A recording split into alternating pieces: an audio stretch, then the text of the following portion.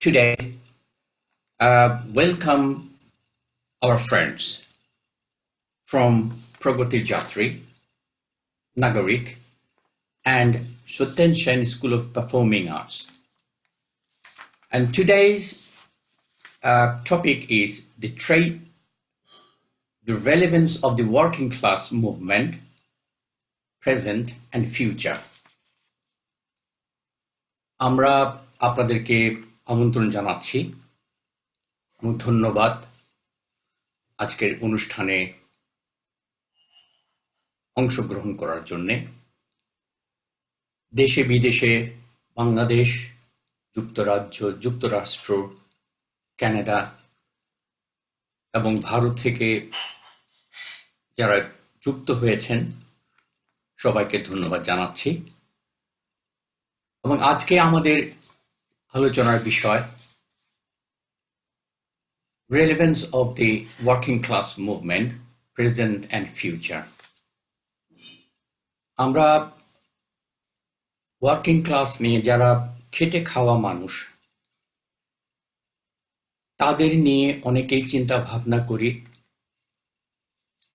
এবং বিশ্বের প্রতিটা দেশেই তাদের সংগ্রাম নিয়ে আমরা সহমর্মিতা জানাই। আজকে এই অনুষ্ঠানটা আমরা ফেসবুক লাইভে যাচ্ছে এবং দয়া করে যারা অনুষ্ঠান দেখছেন আপনারা শেয়ার করুন বন্ধুদের মাঝে, আত্মীয় স্বজনদের মাঝে। আজকে অনুষ্ঠানে আমরা অনেক গুণী বক্তাদের পেয়েছি। আজকে অনুষ্ঠানে আমরা চেষ্টা করব আমাদের সহকর্মী কাউসার পারভিন উনি সবার বক্তব্য শুনে চেষ্টা নিয়ে ইংরেজিতে বলার জন্য, কারণ আমাদের এখানে কিছু বিদেশি অতিথি রয়েছেন। আমি প্রথমেই অনুষ্ঠানের শুরুতেই আহ্বান করছি স্বাগত বক্তব্য রাখার জন্য Fazlul Kabir Mintu, Organizer, Central Committee, TUC, Bangladesh. Please. Mr. Fazlul Kabir Mintu, please.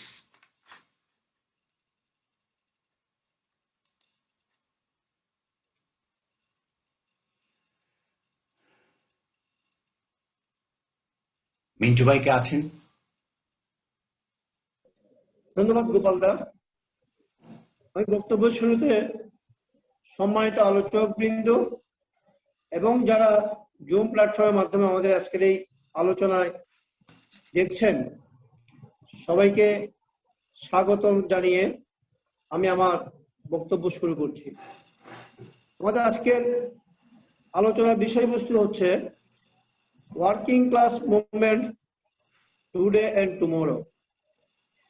আমি যেহেতু আমাদের এখানে দুজন ইংরেজি বক্তাও আছেন সেই জন্য আমাদের আজকের এই আলোচনা আমি ইংরেজিতে শুরু করছি। 1st May 1886 is a glorious day for the working class movement in history. On 4th May, the workers gathered in front of Haymarket in Chicago City, New York, USA, and fought a fierce battle against the capitalist attack demanding the 8 hours workday. After massive bloodshed and fierce struggle, the capitalist world had been compelled to accept the 8 hours working day, and to ILO enacted a convention which was the first and of a core convention adopted in 1919 in its first conference. Now the working class of some developed countries are enjoying 6 hours working day instead of 8 hours due to technological advancement in production and office work. The dream of mankind to establish a exploitation-free society was further instigated through the victory of socialist revolution in USSR against the capitalism. After that victory, the working class became able to acquire many rights and demands from the unwilling hands of capitalist employer. But unfortunately, due to fall of world socialist system, 1980s, the working class as a whole and the trade union movement in underdeveloped and developing countries is going to be weaker. At the same time, the monopoly capitalist extend its attack of developing countries as well as upon the working people. The TNC and MNCs are trying to snatch away the rights opportunity acquired by the working class through their united struggle. The world is now witnessing the effect of scientific and technological revolution, which is now generally defined as fourth industrial revolution by the capitalist society. Due to the influence of the fourth industrial revolution, the capital-intensive industry is increasing. On the other hand, growth of artificial intelligence based industries, the need for human and manual labor is gradually sinking. As a result, in the developing countries of the third world, where labor-intensive industries are being established based on cheap labor, working people in all those industries will face a crisis. The crisis will be much more severe, especially for the technologically backward countries and their people. That will further increase inequality between rich and poor people globally. Currently, only 1% of people own half of the world's wealth. This picture is inequality in terms of discrimination of wealth would cause a severe social injustice, mainly to the working people. I'd like to conclude my discussion by raising some questions about it. What will be the aim of future working people or trade union movements to reduce the growing inequality worldwide? The development of capital-intensive and high-tech industries will employ very few people with technical knowledge only. But the labor-intensive industries that have sprung up in developing countries like ours will be challenged. Many people will be unemployed, even in the third world and the developed world. Though we are not against the development of technology, my concern is how is it possible to move the world forward by combining the advancement of technology and mass unemployment. At the same time, how to protect the trade union rights of working people. In the new world reality, the characteristics of working people are being changed or the tendency to be changed. So how can the trade union movement to be taken forward to combat this situation? Thank you. ধন্যবাদ মিন্টু ভাই আপনার সুদীর্ঘ এবং আলোচনার জন্য। আমরা এবার যেতে চাই যার কাছে আমরা ছোটকাল থেকেই ওনার নাম শুনে আসছি, প্রতিটি শ্রমিক আন্দোলনে ওনাকে পেয়েছি এবং বাংলাদেশের মানুষ এখনো পাচ্ছেন। সেই লোক আপনারা সবাই জানেন, চিনেন, Shahidullah Chowdhury, President, Trade Union Center, Bangladesh. Now I would like to invite Mr. Shahidulla Chowdury, President, Trade Union Center, Bangladesh, please. Thank you. Shahidullah ভাই, শহীদুল্লাহ ভাই আপনি শুনতে পাচ্ছেন? শহীদুল্লাহ ভাই আপনি আনমিউট করতে হবে প্লিজ।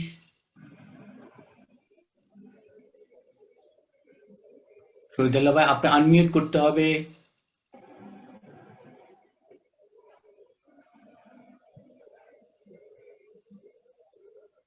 উৎপল দা শহীদুল্লাহ ভাইকে আনমিউট একটু করে দেন প্লিজ। শহীদুল্লাহ ভাই আপনার শোনা যাচ্ছে? আমি পারবো না। আমাকে শোনা যাচ্ছে? আপনাকে শোনা যাচ্ছে। শহীদুল্লাহ ভাই আপনাকে একটু করে সাউন্ড গিয়ে আনমিউট করতে হবে please. Organizer can unmute him. I Shahidulla bhai. can't. No, I can't. Okay. Gopal da ওনাকে বলেন যে আমরা শুনতে পাচ্ছি না। শহীদুল্লাহ ভাই শহীদুল্লাহ ভাই আপনি আনমিউট করবেন প্লিজ। আপনাকে শুনতে পাচ্ছি না। আপনাকে শুনতে পাচ্ছি না। শুনতে পাচ্ছি না। শহীদুল্লাহ ভাইদের ওখানে সম্ভবত নেট উইক, সেটা তো ফ্রিজ হয়ে আছে নাকি? না, ঠিক আছে, আমার মনে হয় উনি কাউকে রিকোয়েস্ট করছেন। হ্যাঁ, কাউকে রিকোয়েস্ট করছেন। একটু ওয়েট করি আমরা, উনি কাউকে। যেটা 10টায় প্রোগ্রাম ছিল ওটা চেঞ্জ হয়েছে, সুতরাং পরে দেওয়া যাবে।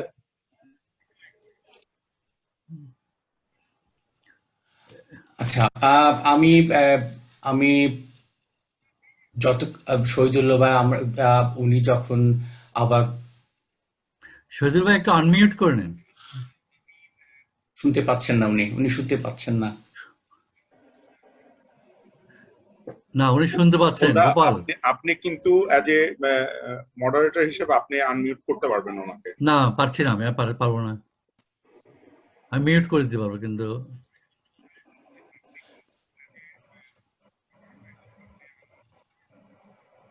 আমার মনে হয় আমরা পরবর্তী বক্তাকে দিতে পারি। আচ্ছা, আমরা দুঃখিত, শহীদুল্লাহ ভাই উনি আনমিউট করতে পারছেন না। আমরা পরবর্তী বক্তার কাছে চলে যাচ্ছি। আমি এবার অনুরোধ করব Tapan Sen, General Secretary, Center for Indian Trade Unions and member of Politburo, CPIM. Please, Tapan Sen, General Secretary, Center for Indian Trade Unions. আপনি তপন দাকে সবিনয় অনুরোধ করছি আপনার বক্তব্য রাখার জন্য। ধন্যবাদ আমাকে এই সভায় আমন্ত্রণ করার জন্য, বলার সুযোগ দেওয়ার জন্য, এবং যে বিষয় শ্রমজীবী মানুষের আন্দোলনের সঙ্গে যুক্ত থাকার সুবাদে আমার মতামত প্রকাশ করার সুযোগ দিয়েছেন। আমি ধন্যবাদ জানাই সংগঠকদের, প্রগতির যাত্রী, নাগরিক এবং অন্যান্য সংগঠকরা যারা এটা দিয়েছেন, ধন্যবাদ জানাই। আজকের বিষয় যে শ্রমিক শ্রেণীর আন্দোলনের প্রাসঙ্গিকতা, বর্তমান এবং ভবিষ্যৎ। এখন বর্তমান তো প্রতি মুহূর্তে অতীত হয়ে যাচ্ছে, আমরা লাগাতার ভবিষ্যতের দিকে এগিয়ে যাচ্ছি। শুধু আমাদের দেশে নয়, বাংলাদেশে নয়, বা শুধু পৃথিবীর অন্যান্য দেশগুলোতে নয়, শ্রমিক আন্দোলনের প্রবাহ একটা ধারাবাহিকতা। আমার শুরুতেই বক্তা বললেন যে 1886 সালে মে দিবসের ঘটনা শিল্প বিপ্লবের পরবর্তী পর্যায়ের থেকেই কিন্তু শ্রম সময়কে সীমাবদ্ধ করা লড়াইটা শুরু হয়ে গিয়েছিল। বলা যায় 1886 সালের 1 মের অন্তত 100 বছর আগে থেকেই এই শ্রম সময়ের সীমায়িত করার যে বিষয়, এটা পুঁজি আর শ্রমের মধ্যে যে দ্বন্দ্ব, তার অন্যতম উপাদান ছিল, যেটা নিয়ে লাগাতার লড়াই চলেছে। এবং এই লড়াই শুধু ইউরোপ নয়, এই হেমিস্ফিয়ারেও অস্ট্রেলিয়া পর্যন্ত বিস্তৃত হয়েছিল, পৃথিবীর বিভিন্ন দেশে। এবং সেই প্রক্রিয়ায় কিন্তু 1886 সালের মে দিবসে এরকম একটা আন্তর্জাতিক স্তরের ঘটনা, এমন একটি ঘটনা ঘটিয়েছে যা অন্তরাষ্ট্রীয় যে নজরকে টেনে এনেছে এবং ধারাবাহিকতার সঙ্গে সঙ্গে পরবর্তীকালে মে দিবস হিসেবে ঘোষিত হয়েছে। সুতরাং এটা একটা কন্টিনিউয়াস, এটা একটা ধারাবাহিকতা, যে ধারাবাহিকতা চলছে এবং এর প্রাসঙ্গিকতা কখনই শেষ হওয়ার নয় শ্রমজীবী মানুষের আন্দোলনের। এটার কারণটাই এটা যে পুঁজিবাদী ব্যবস্থায় পুঁজি এবং শ্রমের দ্বন্দ্ব থাকবে, আর্থিক বৈষম্য বাড়তে থাকবে, ব্যাপক দারিদ্রায়ন ঘটতে থাকবে, আর পুঁজি আর শ্রমের দ্বন্দ্বটা সীমায় হয়ে যাবে, মানে নিশ্চুপ হয়ে যাবে, এরকমটা হওয়ার কোনো বৈজ্ঞানিক বাস্তবতা নেই।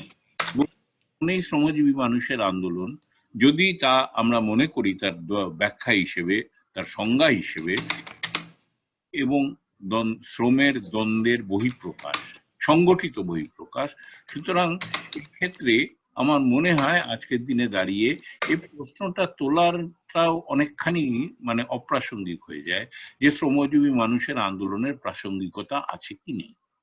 এটা লাগাতার থাকবে এবং দিনের পর দিন বিশেষ করে আমরা যা লক্ষ্য করছি গত 2-2.5 দশক ধরে, বিশেষ করে নয়া উদারবাদী আসা মানে ব্যবস্থা আসার পর, সো কল্ড গ্লোবাল ভিলেজের কনসেপ্ট আসার পর সারা দুনিয়া জুড়ে আমরা যেটা দেখতে পাচ্ছি, সাম্রাজ্যবাদ, আন্তর্জাতিক যে বিত্তীয় পুঁজি তার কম্বিনেশনে যে একটা ব্যবস্থা সারা পৃথিবীর উপর চাপিয়ে দেওয়ার চেষ্টা চলছে, বিভিন্ন অন্তরাষ্ট্রীয় যে মাল্টিল্যাটারাল সংগঠন, IMF, ওয়ার্ল্ড ব্যাংক ইত্যাদি প্রক্রিয়ায়, এই জায়গায় দাঁড়িয়ে বিভিন্ন দেশে এই পুঁজিবাদী প্রক্রিয়া তীব্রতর হচ্ছে, আরো বেশি আক্রামক হচ্ছে, আরো বেশি আগ্রাসী হচ্ছে।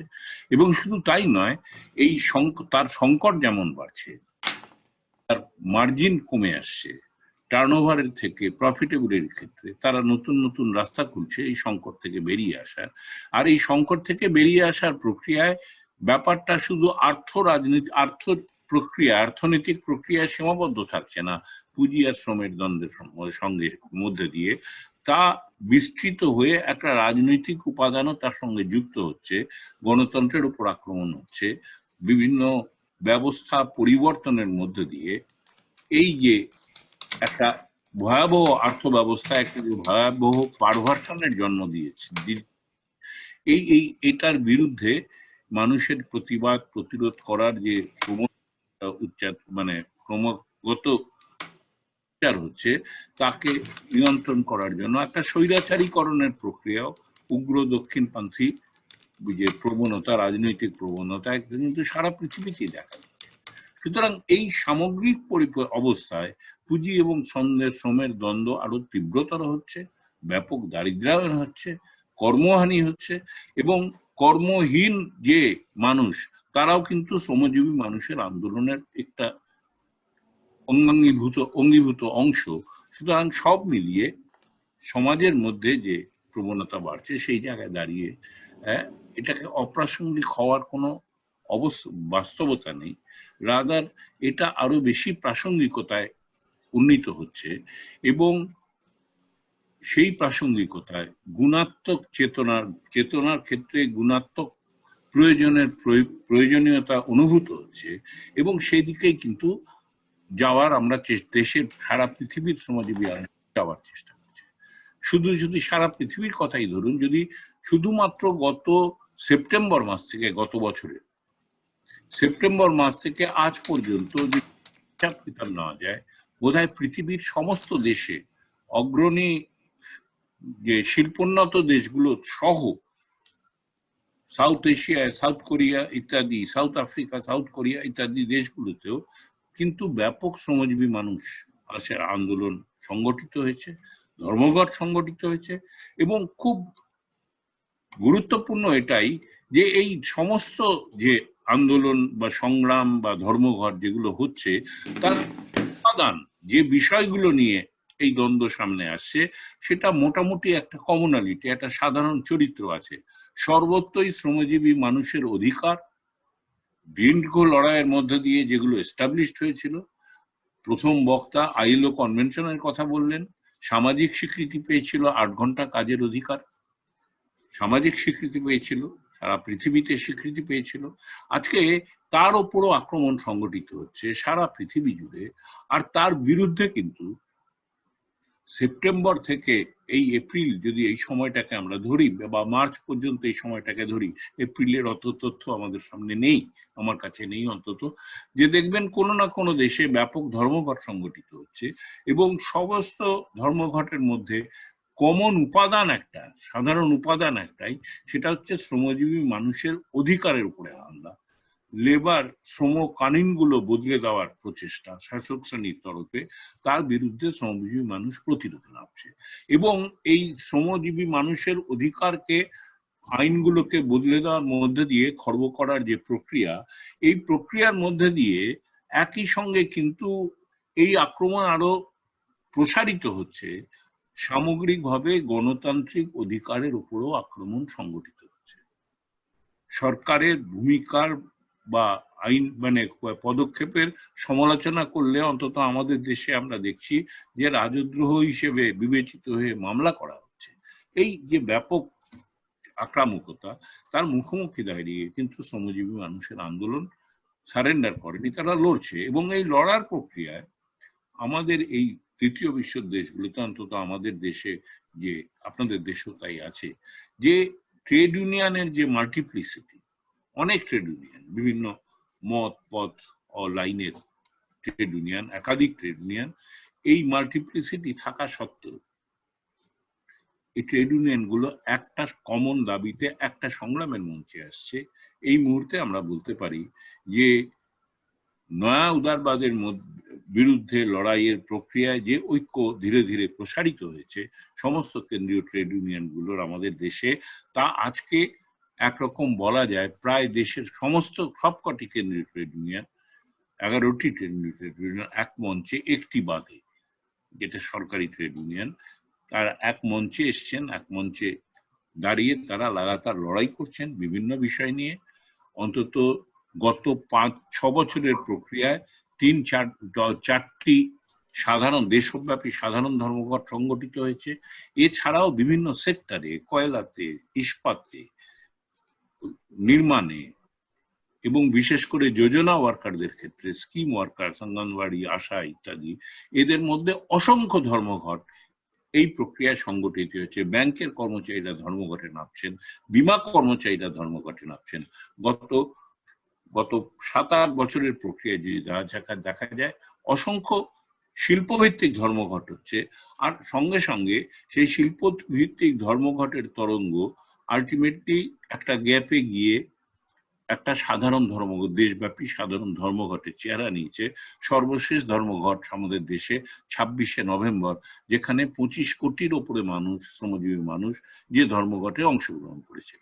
সুতরাং যতই কঠিন অবস্থা আসুক, এবং শেষ ধর্মঘটটি হয়েছে টোটাল এই প্যান্ডেমিক, লকডাউন, মোবিলিটিতে নানা ধরনের রেস্ট্রিকশন, যাতায়াত করা যায়নি, আমরা এই রাজ্য থেকে অন্য রাজ্যে মুভ করতে পারিনি, এইরকম একটা অবস্থায় দাঁড়িয়ে কিন্তু জাতীয় স্তরে ধর্মঘট সংগঠিত হয়েছে এবং ব্যাপক সাফল্যের সঙ্গে ধর্মঘট সংগঠিত হয়েছে। সুতরাং শ্রমজীবী মানুষের নানা কঠিন অবস্থা আসছে, নো ডাউট। আর্থিক বৈষম্য বাড়ছে, ব্যাপক সংখ্যায় মানুষ কাজ হারাচ্ছেন। এই দ্বিতীয় দফা প্যান্ডেমিকে ভারতবর্ষে যা শেষ হিসেবে পাওয়া যাচ্ছে, মার্চ এপ্রিলের মধ্যেই 74 লক্ষ শ্রমিক তারা কাজ হারিয়েছেন। দ্বিতীয় দফা যে অ্যাটাক হয়েছে কোভিডের, তার ফলে যে লকডাউন হয়েছে, 74 লক্ষ মানুষ কাজ হারিয়েছেন মার্চ এবং এপ্রিল, এই 2 মাসে। আর এই 2 মাসে অন্তত 23 কোটি শ্রমিকের যারা কাজে আছেন, তাদের বেতন মান রাষ্ট্রীয় যে মিনিমাম ওয়েজ তার নিচে চলে গেছে। অর্থাৎ একই সঙ্গে কাজ থেকে ছাঁটাই হচ্ছেন, যারা কাজে আছেন তাদের বেতনের উপর হামলা হচ্ছে, তাদের অধিকারের উপর হামলা হচ্ছে। আমার এই হামলাগুলোর বিরুদ্ধে কিন্তু প্রতিরোধ হচ্ছে এবং বহু শিল্পে including some of the MNCs, multinational corporation, বহু শিল্পে আবার লড়াই করে এই আক্রমণকে প্রতিহত করছেন। একটা কমন যে ধারা আছে এই প্রচেষ্টা এই পিরিয়ডের মধ্যে দেখা যাচ্ছে, সেটা হচ্ছে 8 ঘন্টার কর্ম সময়কে কেন্দ্র করে বহু জায়গায় একসময় ভারতবর্ষের 4-5টি রাজ্যে অর্ডিন্যান্স করে শ্রম আইনগুলোকে সাসপেন্ড করে 8 ঘন্টার কাজকে 12 ঘন্টায় প্রসারিত করার অর্ডার জারি হয়েছিল এবং প্রায় সব ক্ষেত্রেই শ্রমিক শ্রেণী এটাকে প্রতিহত করতে পেরেছে। 8 ঘন্টা 12 ঘন্টা কাজের যে ব্যবস্থা যেটা তারা চাপিয়ে দেওয়ার চেষ্টা করেছিল তারা করে উঠতে পারেনি। আমাদের দেশে সমস্ত শ্রম কানুন কে সংশোধন করে 4টি লেবার কোড করা হয়েছে, তা এখনো নোটিফাই হয়নি, তা ইমপ্লিমেন্টেশনের নোটিফিকেশন অর্ডার এখনো পর্যন্ত আসেনি। তারা রুলস তৈরি করছেন এবং খুব শিগগিরই হয়তো এই প্যান্ডেমিকের মানে লকডাউন বা এই রেস্ট্রিকশন চলাকালীনই তারা হয়তো নোটিফাই করছেন। তার মূল লক্ষ্য হচ্ছে শ্রমজীবী মানুষের এমনকি রিপ্রেজেন্ট করা, কালেকটিভ বার্গেনিং করার যে অধিকার, সেই অধিকারগুলোকে কেড়ে নেওয়া বা মিনিমাইজ করে দেওয়া। কিন্তু তার বিরুদ্ধে জায়গায় জায়গায় কিন্তু প্রতিরোধ হচ্ছে। সুতরাং সামগ্রিকভাবে যেটা মূল আজকের বিচার্য বিষয়, যে এটা কখনো শ্রমজীবী মানুষের আন্দোলন, শ্রমিক শ্রেণীর আন্দোলন একটা আজকের যে রাজনৈতিক অবস্থায় কখনোই তার প্রাসঙ্গিকতা হারাতে পারে না। তার কারণ পুঁজি এবং শ্রমের দ্বন্দ্ব লাগাতার তীব্রতর হচ্ছে, আরো বেশি বর্বর, আরো বেশি আক্রামক হয়ে উঠেছে। এক সময় পুঁজিবাদের পর্যায়ে, উত্থানের পর্যায়ে যে রাজনৈতিক গণতন্ত্রের প্রসার হয়েছিল, আজকের সংকটগ্রস্ত পুঁজিবাদে গণতন্ত্র আর ক্যাপিটালিজমের সঙ্গে কম্প্যাটেবল থাকছে না।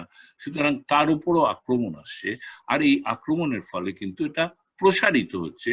আন্দোলনের পরিধি শুধু শ্রমজীবী মানুষের মধ্যে নয়, শ্রমিক শ্রেণীর আন্দোলন নয়, তার বহিরঙ্গেও যেখানে খেটে খাওয়া মানুষ আছেন, কৃষিতে এবং অন্যান্য ক্ষেত্রেও, তারাও কিন্তু আজকে সক্রিয়ভাবে আন্দোলনে আসছেন এবং প্রতিরোধ আন্দোলন গড়ে তোলার চেষ্টা চলছে। আমাদের দেশে এই মুহূর্তে চালচিত্রটা, শ্রমজীবী মানুষের আন্দোলনের চালচিত্রটা অনেকখানি এইরকম। আপনারা হয়তো জানেন যে কেন্দ্রীয় সরকার 3টি আইন এনে ভারতবর্ষের কৃষি ব্যবস্থাটাকে কর্পোরেটাইজ করার লক্ষ্যে এবং খাদ্য স্বয়ংভরতাকে ধ্বংস করার লক্ষ্যে যে আইন পাস করিয়েছেন সংখ্যাধিক্যের যোগে পার্লামেন্টে, আজকে তার বিরুদ্ধে গত 6 মাস ধরে কৃষক আন্দোলন চলছে। তারা দিল্লি ঘিরে বসে আছেন কয়েক লক্ষ কৃষক, এবং সারা অন্যান্য রাজ্য একই সঙ্গে বিভিন্ন কর্মসূচি, এজিটেশন চলছে। আর তার মধ্যে দিয়ে কিন্তু ওই 3টে আইনকে এখনো পর্যন্ত কেন্দ্রীয় সরকার অল পাওয়ারফুল তারা দাবি করেন নিজেদের, তারা কিন্তু এখনো লাগু করতে পারেননি, এক্সিকিউট করতে পারেননি। একইভাবে বিভিন্ন ক্ষেত্রে শ্রমজীবী মানুষের অধিকারের উপর যে হামলা, তার বিরুদ্ধে বিভিন্ন জায়গায় লড়াই চলছে, প্রতিরোধ হচ্ছে। আর একই সঙ্গে যে আরেকটা উপাদান এই আর্থিক ব্যবস্থার আক্রামকতার আরেকটি যে উপাদান, যে ব্যাপক প্রাইভেটাইজেশন, যে পাবলিক সেক্টর শিল্প ব্যবস্থা একসময় ভারতবর্ষে শিল্পায়নকে প্রসারিত করেছিল, একই সঙ্গে পাবলিক সেক্টর শিল্প ব্যবস্থা দেশের অসংখ্য MSME, middle and small and middle size যে ইন্ডাস্ট্রিজ আছে, তাকে প্রসারিত করার ক্ষেত্রে একটা ইতিবাচক ভূমিকা নিয়েছিল। রোজগার সৃজনে, কর্মসংস্থানে যার একটা বিরাট ভূমিকা ছিল। আজকে এই টোটাল পাবলিক সেক্টর সিস্টেমকে এই আমাদের দেশের সরকার তুলে দিতে চাইছেন, এবং এই প্রাইভেটাইজেশনের বিরুদ্ধেও কিন্তু শিল্প ধরে ধরে প্রতিরোধ তৈরি হচ্ছে। লোহায় লড়াই চলছে, ইস্পাত শিল্পে, কয়লা শিল্পে লড়াই চলছে, ব্যাংক, ইন্স্যুরেন্স, অর্থনৈতিক শিল্পে লড়াই চলছে। এখনো পর্যন্ত প্রাইভেটাইজেশনের যে প্রক্রিয়া সরকার পুরোপুরি লাগু করে উঠতে পারেননি, কারণ এই প্রতিরোধের ন্যারেটিভটাও একই সঙ্গে দেশের শ্রমজীবী মানুষ করে তুলেছেন। সুতরাং আমি এটা বলবো যে খুব একটা অনেক পরাজয়ও আছে, অনেক ক্ষেত্রে পিছু হতে হয়েছে, অনেক ক্ষেত্রে মারও খাচ্ছে, মানুষ কাজ হারাচ্ছেন, ব্যাপক দারিদ্র্যায়ন হচ্ছে। এর মধ্যে দাঁড়িয়েও কিন্তু শ্রমজীবী মানুষ সংগঠিতভাবে তারা আন্দোলন, সংগ্রাম এবং প্রতিরোধ গড়ে তোলার প্রক্রিয়ায় নিরত আছেন। সুতরাং এটাকে অপ্রাসঙ্গিকতাকে ঠেলে দেওয়ার ক্ষমতা কারো নেই।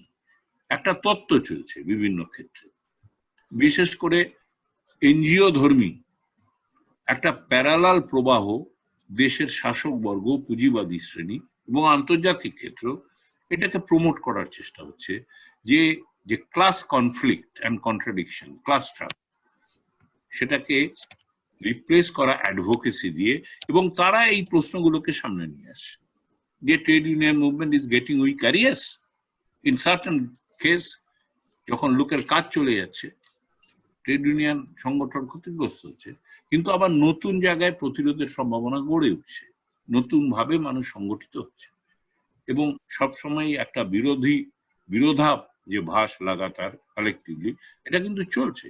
অনেক সমস্যা আছে, আমরা সেই সমস্যার বিস্তৃত আলোচনায় না গিয়েও বলা যায় যে প্রাসঙ্গিকতার প্রশ্ন, এই প্রাসঙ্গিকতা থাকবে, এটা কখনো যেতে পারে না যে অবস্থায় দাঁড়িয়ে।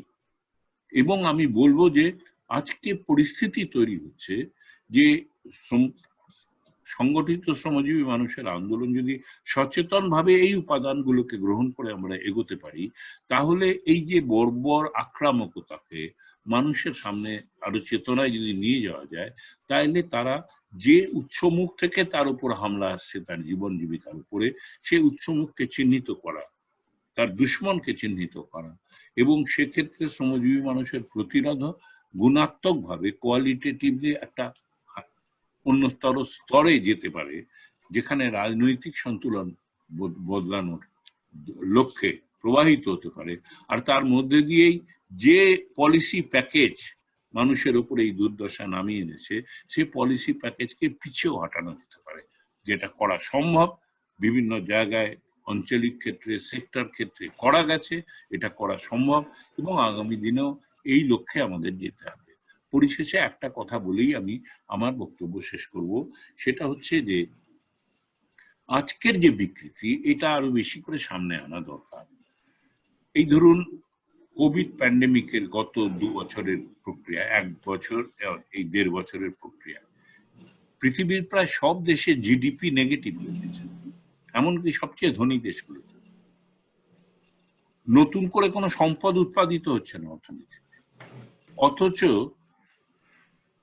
গ্লোবালি এবং আমাদের দেশের ক্ষেত্রে যারা ধনী, আরবপতি, যারা বিলিয়নার্স, তাদের সম্পদ কিন্তু বাড়ছে। আমি ভারতবর্ষের ক্ষেত্রে বলতে পারি যে আমার জিডিপি -10% গত বিত্তীয় বর্ষে, যখন -10%, একই সময় দেশের 50 জন বিলিয়নিয়ার তাদের সম্পদে বৃদ্ধি ঘটিয়েছে 35%-এর বেশি। গ্লোবালি যদি দেখা যায়, ইউএস এর ক্ষেত্রে বলছেন যে প্রথম ধাপের যে লকডাউন, তার 32 দিনে সেই দেশের এরকম 40-50 জন বিলিয়নিয়ার তাদের সম্পদের বৃদ্ধি ঘটিয়েছিলেন 22%-এরও বেশি। এটা বিভিন্ন গ্লোবাল রিপোর্টে, স্টাডি রিপোর্টে বেরিয়ে এসেছে। আর একই সময় দেখা যাচ্ছে যে ক্ষুধার তীব্রতা বাড়ছে, মানুষ কাজ হারাচ্ছেন, কাজ পাচ্ছেন না, বিশেষ করে ইনফরমাল সেক্টরে তীব্রতা বাড়ছে। আর তীব্রতা বাড়ার সঙ্গে সঙ্গে কিন্তু তারা ঘুরেও দাঁড়াচ্ছে বিভিন্ন জায়গায়। আমাদের এই আশাবাদী মন নিয়ে এই প্রাসঙ্গিকতাকে কখনোই অপ্রাসঙ্গিক করা সম্ভব নয়, সেটাকেই ধরে আমাদের এগোতে হবে, এটাই রাস্তা। এবং শুধু তাই নয়, নতুন সম্ভাবনা যেটা তৈরি হচ্ছে, পুঁজি এবং শ্রমের দ্বন্দ্বের যে অন্যতম ঘটক যে কোনো জায়গায় ট্রেড ইউনিয়ন আন্দোলন, আজকে তার বহিরঙ্গে সমাজের অন্যান্য শক্তিও, যারা এই একই পুঁজিবাদী আক্রমকতায় পীড়িত হচ্ছেন, লাঞ্ছিত হচ্ছেন, ক্ষুধার্ত হচ্ছেন, তারাও কিন্তু তার বহিরঙ্গে এসে জমতে শুরু করেছে। এটা একটা point of attraction, focal point হয়ে দাঁড়াচ্ছে প্রতিরোধের, যার মধ্যে দিয়ে শ্রমজীবী মানুষের আন্দোলন সামগ্রিক জনতার আন্দোলনে উন্নীত করার একটা নতুন বাস্তব সম্ভাবনা তৈরি হচ্ছে। আমাদের দেশে বিশেষ করে শ্রমিক এবং কৃষক একসঙ্গে তারা তাদের আন্দোলন একে অপরের সহায়তায় চালিয়ে যাওয়ার প্রক্রিয়ার মধ্যে ব্যস্ত আছেন, নিরত আছেন। সুতরাং একটা নতুন সম্ভাবনাও তৈরি হচ্ছে।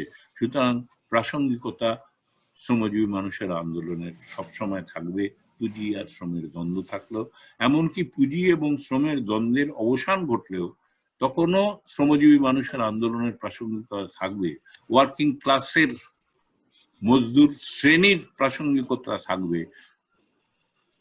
পুঁজি শ্রমের দ্বন্দ্বের অবসান পরবর্তী পর্যায়েও পুনর্গঠনের ক্ষেত্রে পৃথিবীর ইতিহাস এই কথা বলে। আমরা এই যে দিন আমরা আজকে এই প্রোগ্রামটা করছি, জাস্ট আগের দিন প্যারি কমিউনের সার্ধ শতবর্ষ পূর্তি, যা পুঁজির বিরুদ্ধে শ্রমের বিদ্রোহের একটা গৌরবোজ্জ্বল ইতিহাস রচনা করেছিল ৭২।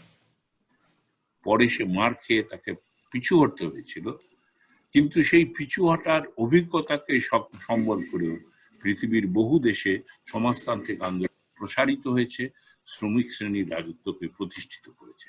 তার আবার পতন ঘটেছে, তার কারণ শ্রেণী তার ভূমিকা পালনের ক্ষেত্রে দুর্বলতা, ত্রুটি, বিভিন্ন কারণে পশ্চাদপসরণ করেছে, কিন্তু মূল ঘটনা প্রবাহের যে বৈজ্ঞানিকতা সেটাকে মুছে দিতে পারেনি।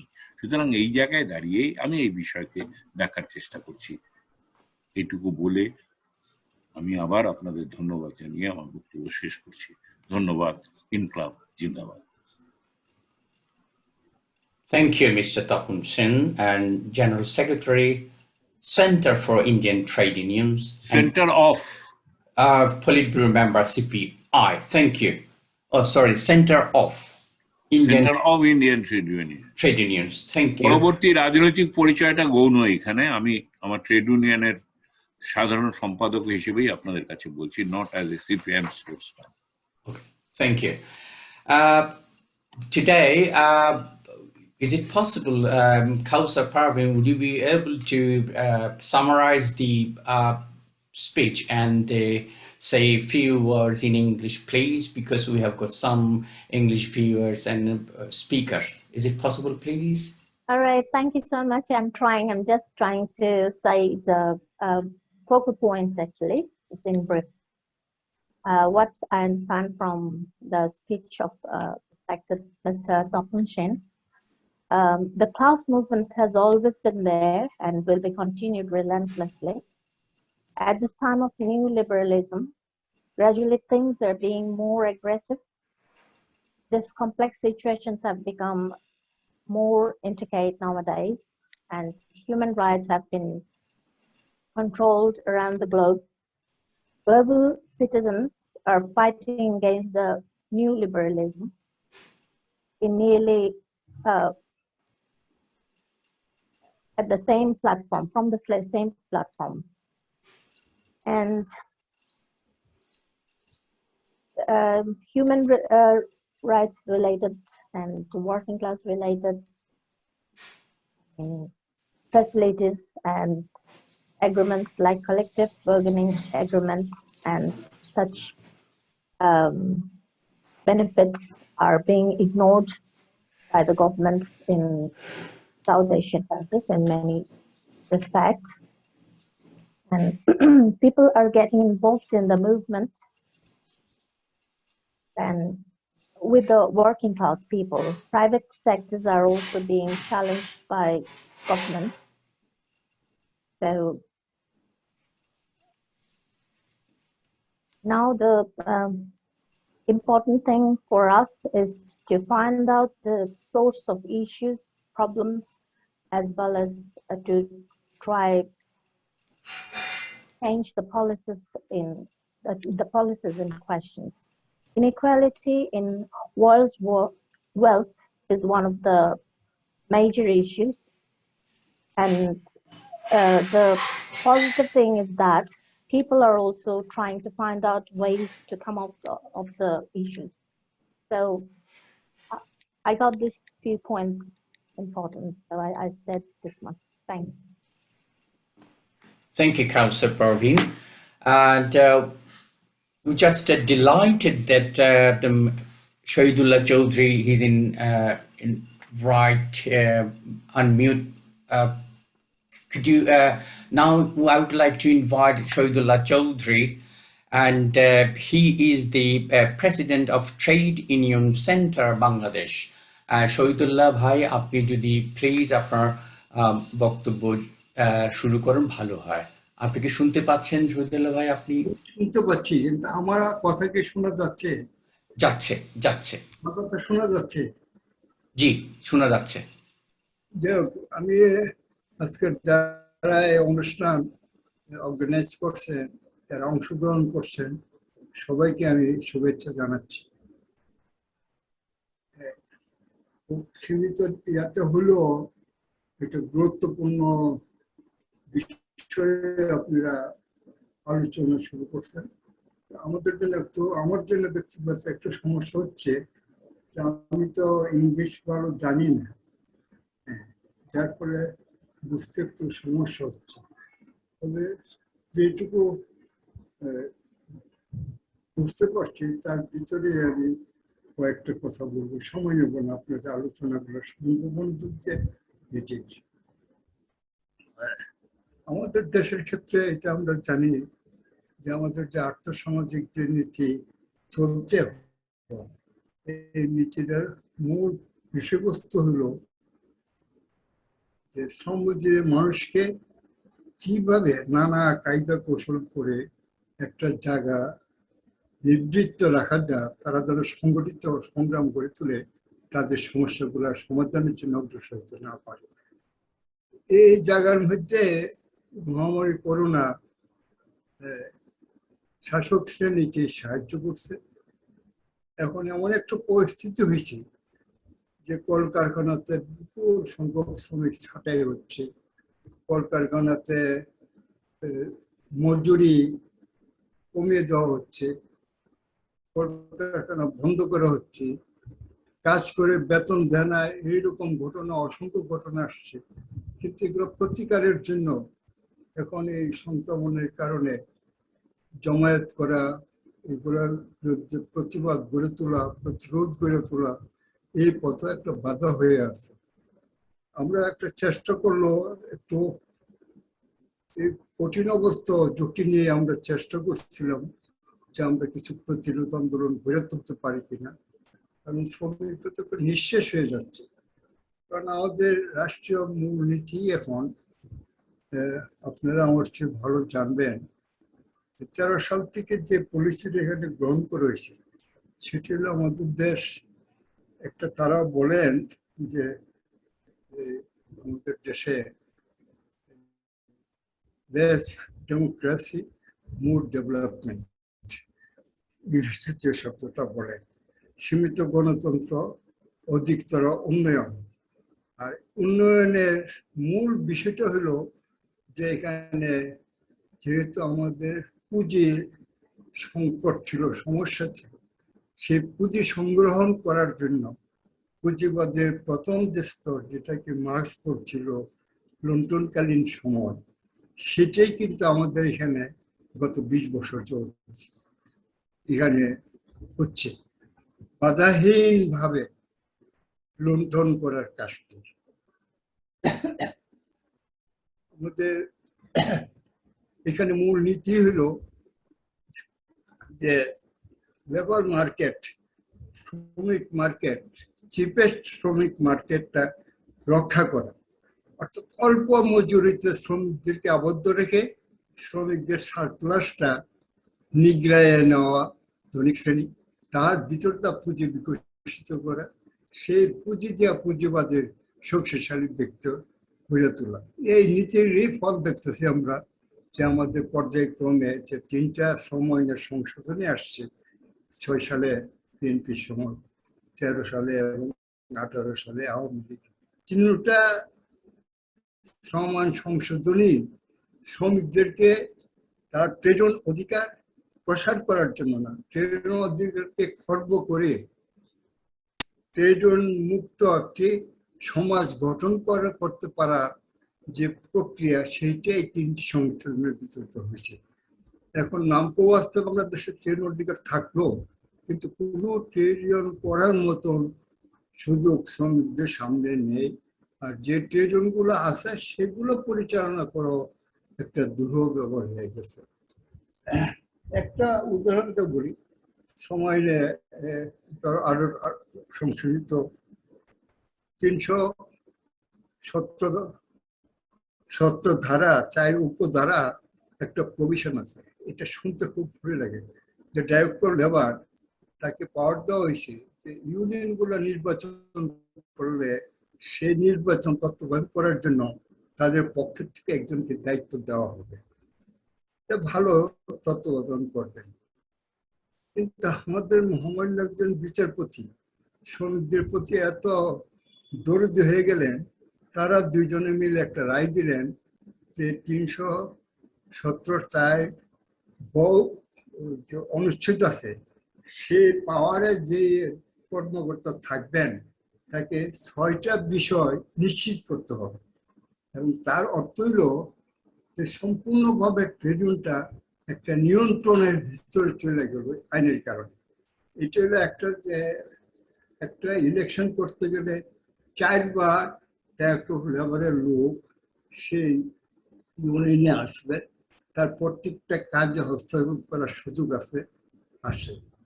এইটার ভিতরে যেটা হয়েছে যে একটা প্রচুর দুর্নীতির একটা সম্ভাবনা এখানে সৃষ্টি হয়েছে, একটা দুর্নীতির সৃষ্টি হয়ে গেছে। এখন কোনো ইউনিয়ন, বড় ধরনের ইউনিয়ন, তারা নির্বাচন করতে কেউই সম্মত হয় না, কারণ নির্বাচন করতে যাওয়াই মানে একটা বিপুল পরিমাণ টাকা ঘুষ দিলে নির্বাচনটা সঠিক হবে, আর না দিলে ইউনিয়নটা ক্রাইসিসে পড়বে। এই পদ্ধতির কারণে 8,000 ইউনিয়নের মধ্যে 5,000 ইউনিয়ন মেয়াদ উত্তীর্ণ হয়ে গেছে, তাদের কার্যকর আইনসঙ্গত কাজের অধিকারটা তারা করবো হয়েছে। তার ভিতরটা যেটা হয়েছে শিল্প ক্ষেত্রে আর এখন কোনো ইউনিয়ন নাই। আপনি এটাও জানেন যে করোনাকালীন সময় আমাদের সবচেয়ে সংগঠিত খাত ছিল পাট শিল্প, রাষ্ট্রায়ত্ত পাট। 25টা কারখানা সরকারের উদ্যোগে বন্ধ করে দিয়ে 52,000 শ্রমিক বেকার। তারা বলছিল যে 3 মাসের মধ্যে মিলগুলো আবার চালু করবে, শ্রমিকদের সমস্ত পাওনা 3 মাসের মধ্যে শোধ করবে।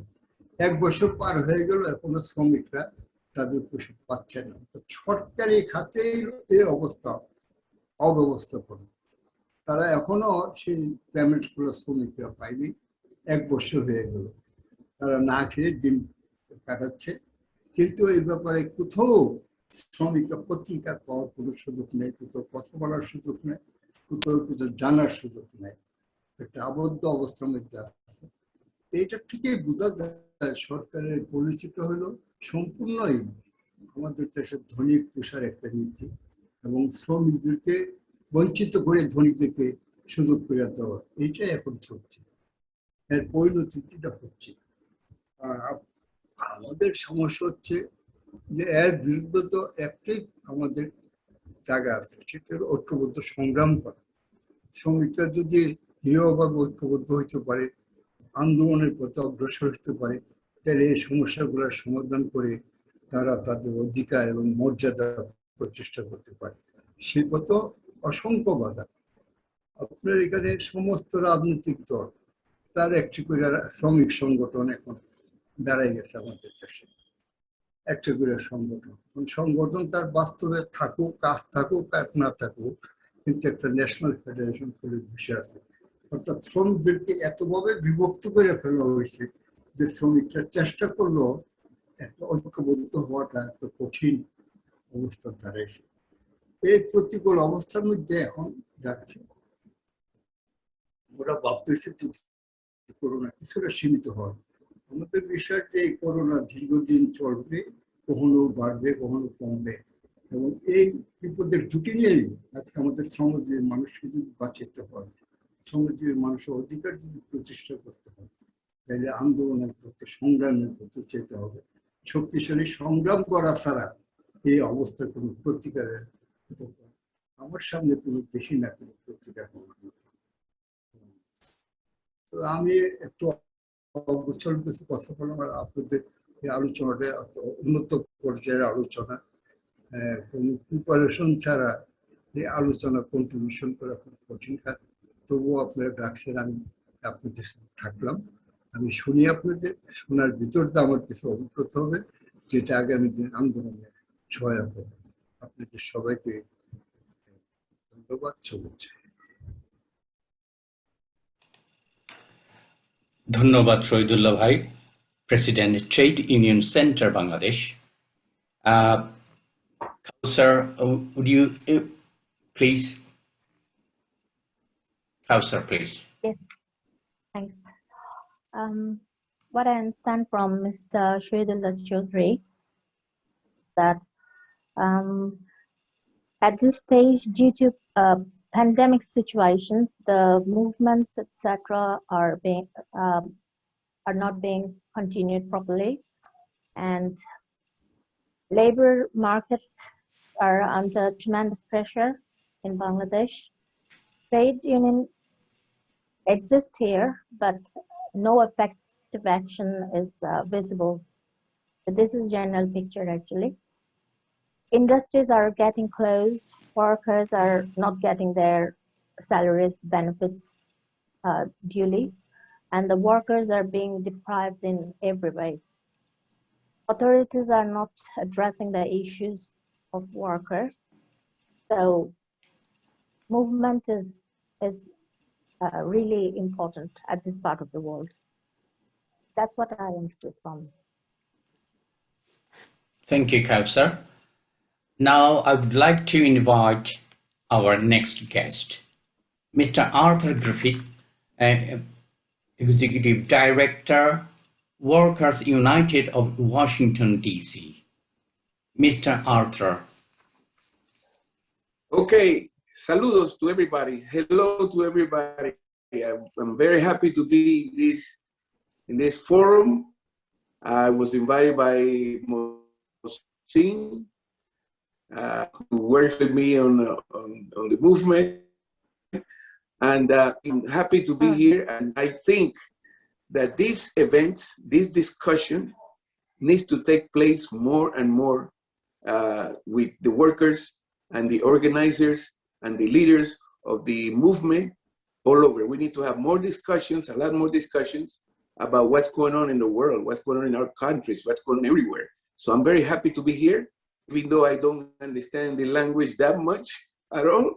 Actually, I am happy to be here because I would also like, and I'm sorry that I don't understand the language, because I would like to learn more about what you guys are saying there. What you are saying is important. It's important. I was born in Panama and I live in the United States for almost 45 years. And I've been working in many, many different areas. I've worked with unions. I've been leaders of unions. I have been in community organizations. And now I'm leading an organization of immigrants, which is called Trabajadores Unidos, which is Workers United. It has to do with a lot of immigrants who are coming into the United States looking for a better life. So I'm leading an organization like that with many. The immigrant issue in the United States is very, very serious. There's a lot of things going on. Immigrants are coming in from Central America, but from everywhere in the world to the United States, from Africa, from India, from everywhere, are coming to the United States and are involved in the struggles, and they are part very working class of the United States now that is being built now. The two things that are going on in the United States and Washington has to do, one area is being the effects of the pandemic. The effects of the pandemic have been very serious, and it's in many ways there are two aspects of it. One is that it's caused a lot of unemployment, a lot of effects of issues that are going on with the economy of the country, and we are in a situation that the working class is being affected by this issue tremendously, and there's a lot of disadvantage, and there's a lot of concerns that are affecting the country and all the people in the working class. And the pandemic is is being significant in the things that are going on. On the other side, the pandemic in many ways has served us to come together, to build unity, to understand each other, to understand the pandemic has exposed the issues that are going on with the working class, basically, with the African Americans, with Latinos, with all the immigrant community, and it's affected the whole area. So basically, this is something that in many ways the pandemic has evolved and brought out. The other thing has to do with how the big monopolies have taken advantage of this moment to make more money and to increase their profits and causing unemployment and disadvantaged situation to the working class in the United States. This is very important. The other thing that is happening in this country is the struggle against racism and against the police. For example, the the death, the killing of George Floyd, I guess everybody knows about it, it was very significant it has to do with struggle against racism and the issues of the police treatment to the working class and poor people in our communities, in our country. So this thing evolved an entire struggle to look at not only the question of the African Americans, but basically what is going on with all poor people. And it's created a struggle that opened the doors for the movement in general of the working class and the minority community. The race question in the United States is central to the struggle of the working class. The struggle of racism and the struggle of the working class is parallel. It cannot be separated because the word of the racism question in the United States is what the ruling class uses to divide the working class and to create inequality and poverty and all these things that are going on. They use the race question to make more profits and to increase their profits and so forth. So this is an important question. So when George Floyd got killed by the police, many people found out that a black man is killed once every month, and sometimes every week. They kill a black man in the United States by the police. So this became an issue. It has to do with the police, what the role of the police is, what the role of the ruling class is.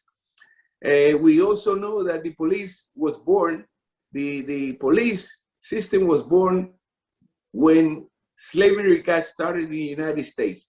That was part of the growth of the police in the United States. That's how it started. The police started to maintain the control of the slaves against the owners of the land and so forth, who were making money, profits with the people here in the United States. So the struggle of the working class here is becoming more in this moment. It's becoming stronger, and it shows all the differences that exist in the country. The question of unemployment, the question of housing, the question of all the questions that are going on that affect the working class. It's being recognized now by the working class, and it's building. There's more in this moment. People are studying more. They're becoming more active. They're fighting the various struggles that are going on in the United States, and the working class movement is getting built in the United in a different way now.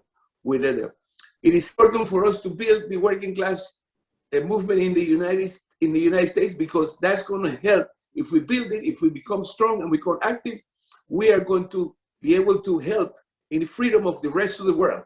So this is something that we have in our organization here.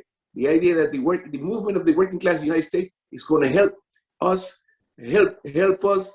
not only defeat the ruling class in the United States, but also help in the building of the movements around the world.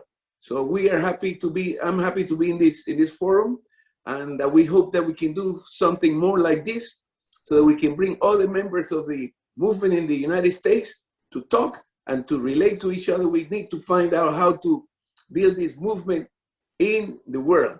I am happy to be here, and I'm glad Mohsin and you guys invited me to this.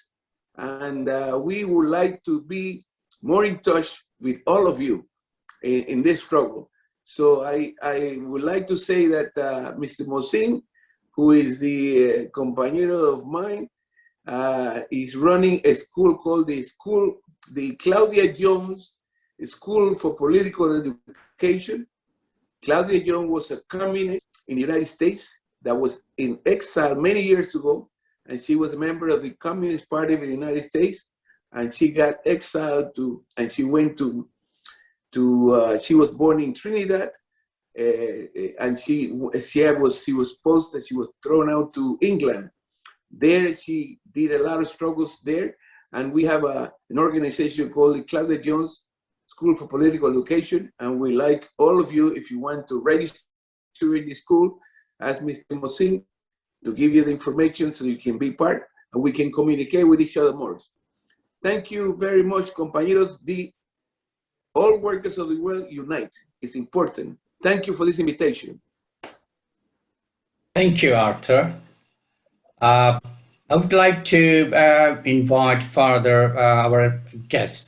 আচ্ছা আমি কি 1 minute বলবো দাদা এটা বাংলাতে এক line just আচ্ছা আচ্ছা ঠিক আছে ঠিক আছে জাস্ট আমি দুটো লাইনই এখানে লিখেছি সেটা হলো মিস্টার আর্থার গ্রিফিথের মানে স্পিচ থেকে শ্রমজীবী মানুষ অতিমারির জন্য অনেক বেশি কষ্টে আছেন আমাদের এখানে এবং আবার অনেক নতুন সম্ভাবনা তার সাথে তৈরি হয়েছে আমাদের এখানকার মূল সমস্যা হলো মানে উনি ওনার মতো করে বলছেন বর্ণবাদ সংখ্যালঘু শ্রেণী নির্যাতন আর পুলিশি নির্যাতন পৃথিবীর এই প্রান্তে অনেক বড় একটা সমস্যা আর শ্রমজীবী মানুষের আন্দোলন সব মানুষকে সাহায্য করবে শুধুমাত্র শ্রমজীবী আন্দোলন শ্রমজীবী মানুষ না সমস্ত ক্লাসের সব মানুষকেই সাহায্য করবে এটাই ছিল ওনার বক্তব্যের মূল অংশ যা আমি বুঝতে পেরেছি ধন্যবাদ কাউসার আমাদের আরেকটা ঘোষণা আছে আমাদের একটা পরবর্তী একটা অনুষ্ঠান আছে on the 5th of June 2021 আমাদের পরিবেশ ইস্যু নিয়ে and the youngster যারা আমরা বয়সের নবীন তারাই কথা বলবেন the subject will prevent, hold and reverse the degradation of the ecosystem for the future আশা করি আপনাদের সবাইকে পাবো এবং যারা youngster যারা তারা কি ভাবছে এই পরিবেশ নিয়ে তাদের ভাবনা আমরা শুনতে চাই 5 তারিখ 5th of June now I would like to invite our next guest Mr. Tapan Dutta President and the Trade Union Center Chittagong and Bangladesh Chief Advisor and the Tea Garden Labor Union Bangladesh Mr. Tapan Dutta please can you unmute please thank you যাচ্ছে আমাকে যাচ্ছে আমাদের আজকের যারা উদ্যোক্তা তাদেরকে ধন্যবাদ আমি খুব মনোযোগ দিয়ে বিশেষ করে বাংলাদেশের এবং ভারতবর্ষের দুইজন নেতা স্বদেশের কনটেক্সটে যে বক্তব্য রেখেছেন শুনেছি অধিকাংশ কথাগুলো তাদের দুইজনের বক্তব্যের মধ্যে এসে গেছে আজকের ক্রাইসিস গুলোতে রিলেভেন্সের কথা আসছে ট্রেড ইউনিয়নের প্রাসঙ্গিকতা যে কমরেড তপন সেন বলেছেন এই প্রাসঙ্গিকতা কোনো সময় হ্রাস হবে না এটা খুবই মানে যুক্তিসঙ্গত অতি বাস্তব কথা এবং এইটা 80 দশকের শেষ দিকে সোভিয়েত ইউনিয়নের যে সোভিয়েত ইউনিয়নের পতনের ফলে সারা বিশ্বব্যাপী শ্রমিক শ্রেণীর শ্রমিক আন্দোলনের যে সংকট সৃষ্টি হয়েছে শ্রমিক শ্রেণীর যে সংকট সৃষ্টি হয়েছে শ্রমিক ট্রেড ইউনিয়নের এবং এই ট্রেড ইউনিয়ন আন্দোলনের সংকটগুলোকে গভীর করেছে পতনের পরে শব্দগুলো তোমরা করো না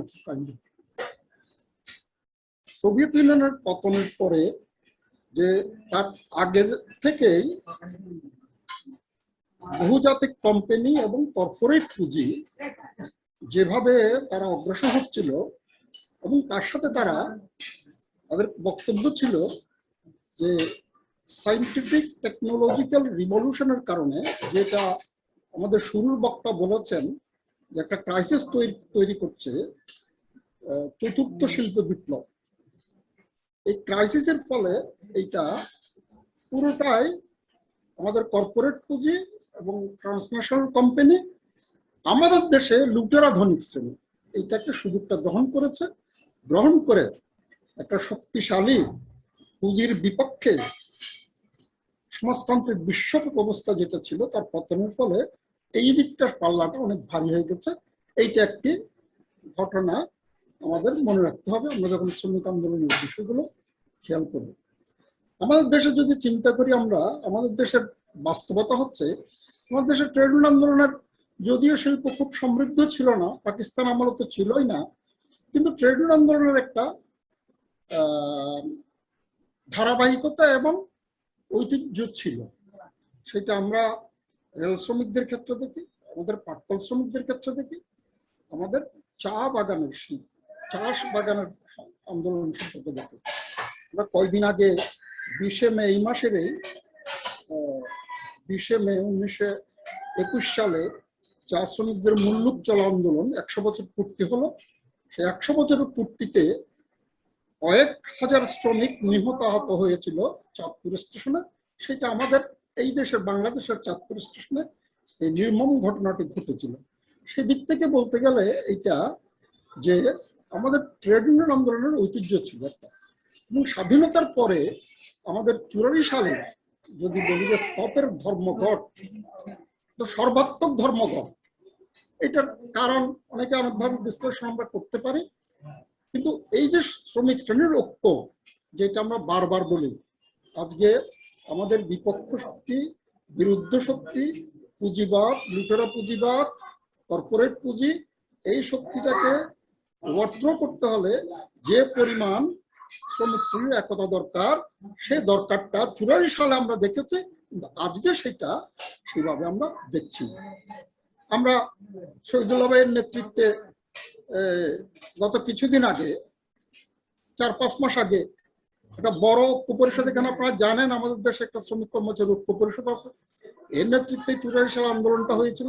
এবং সেই আন্দোলনে আমাদের টিউসির কেন্দ্রীয় কমিটির নেতা তাজুল, তাকে হত্যা করা হয়, তারপরও আমরা সেই আন্দোলনে জয়লাভ করেছি।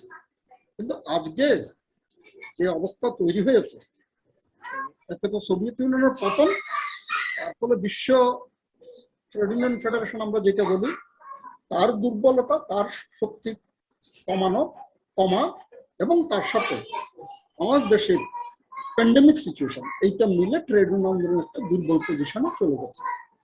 আপনি এখন বাংলাদেশে এই যে তপন সেন বললেন, ভারতবর্ষে এখনো পর্যন্ত রাষ্ট্রায়ত্ত শিল্প, রাষ্ট্রায়ত্ত অর্থনৈতিক প্রতিষ্ঠান এখনো কিছু আছে।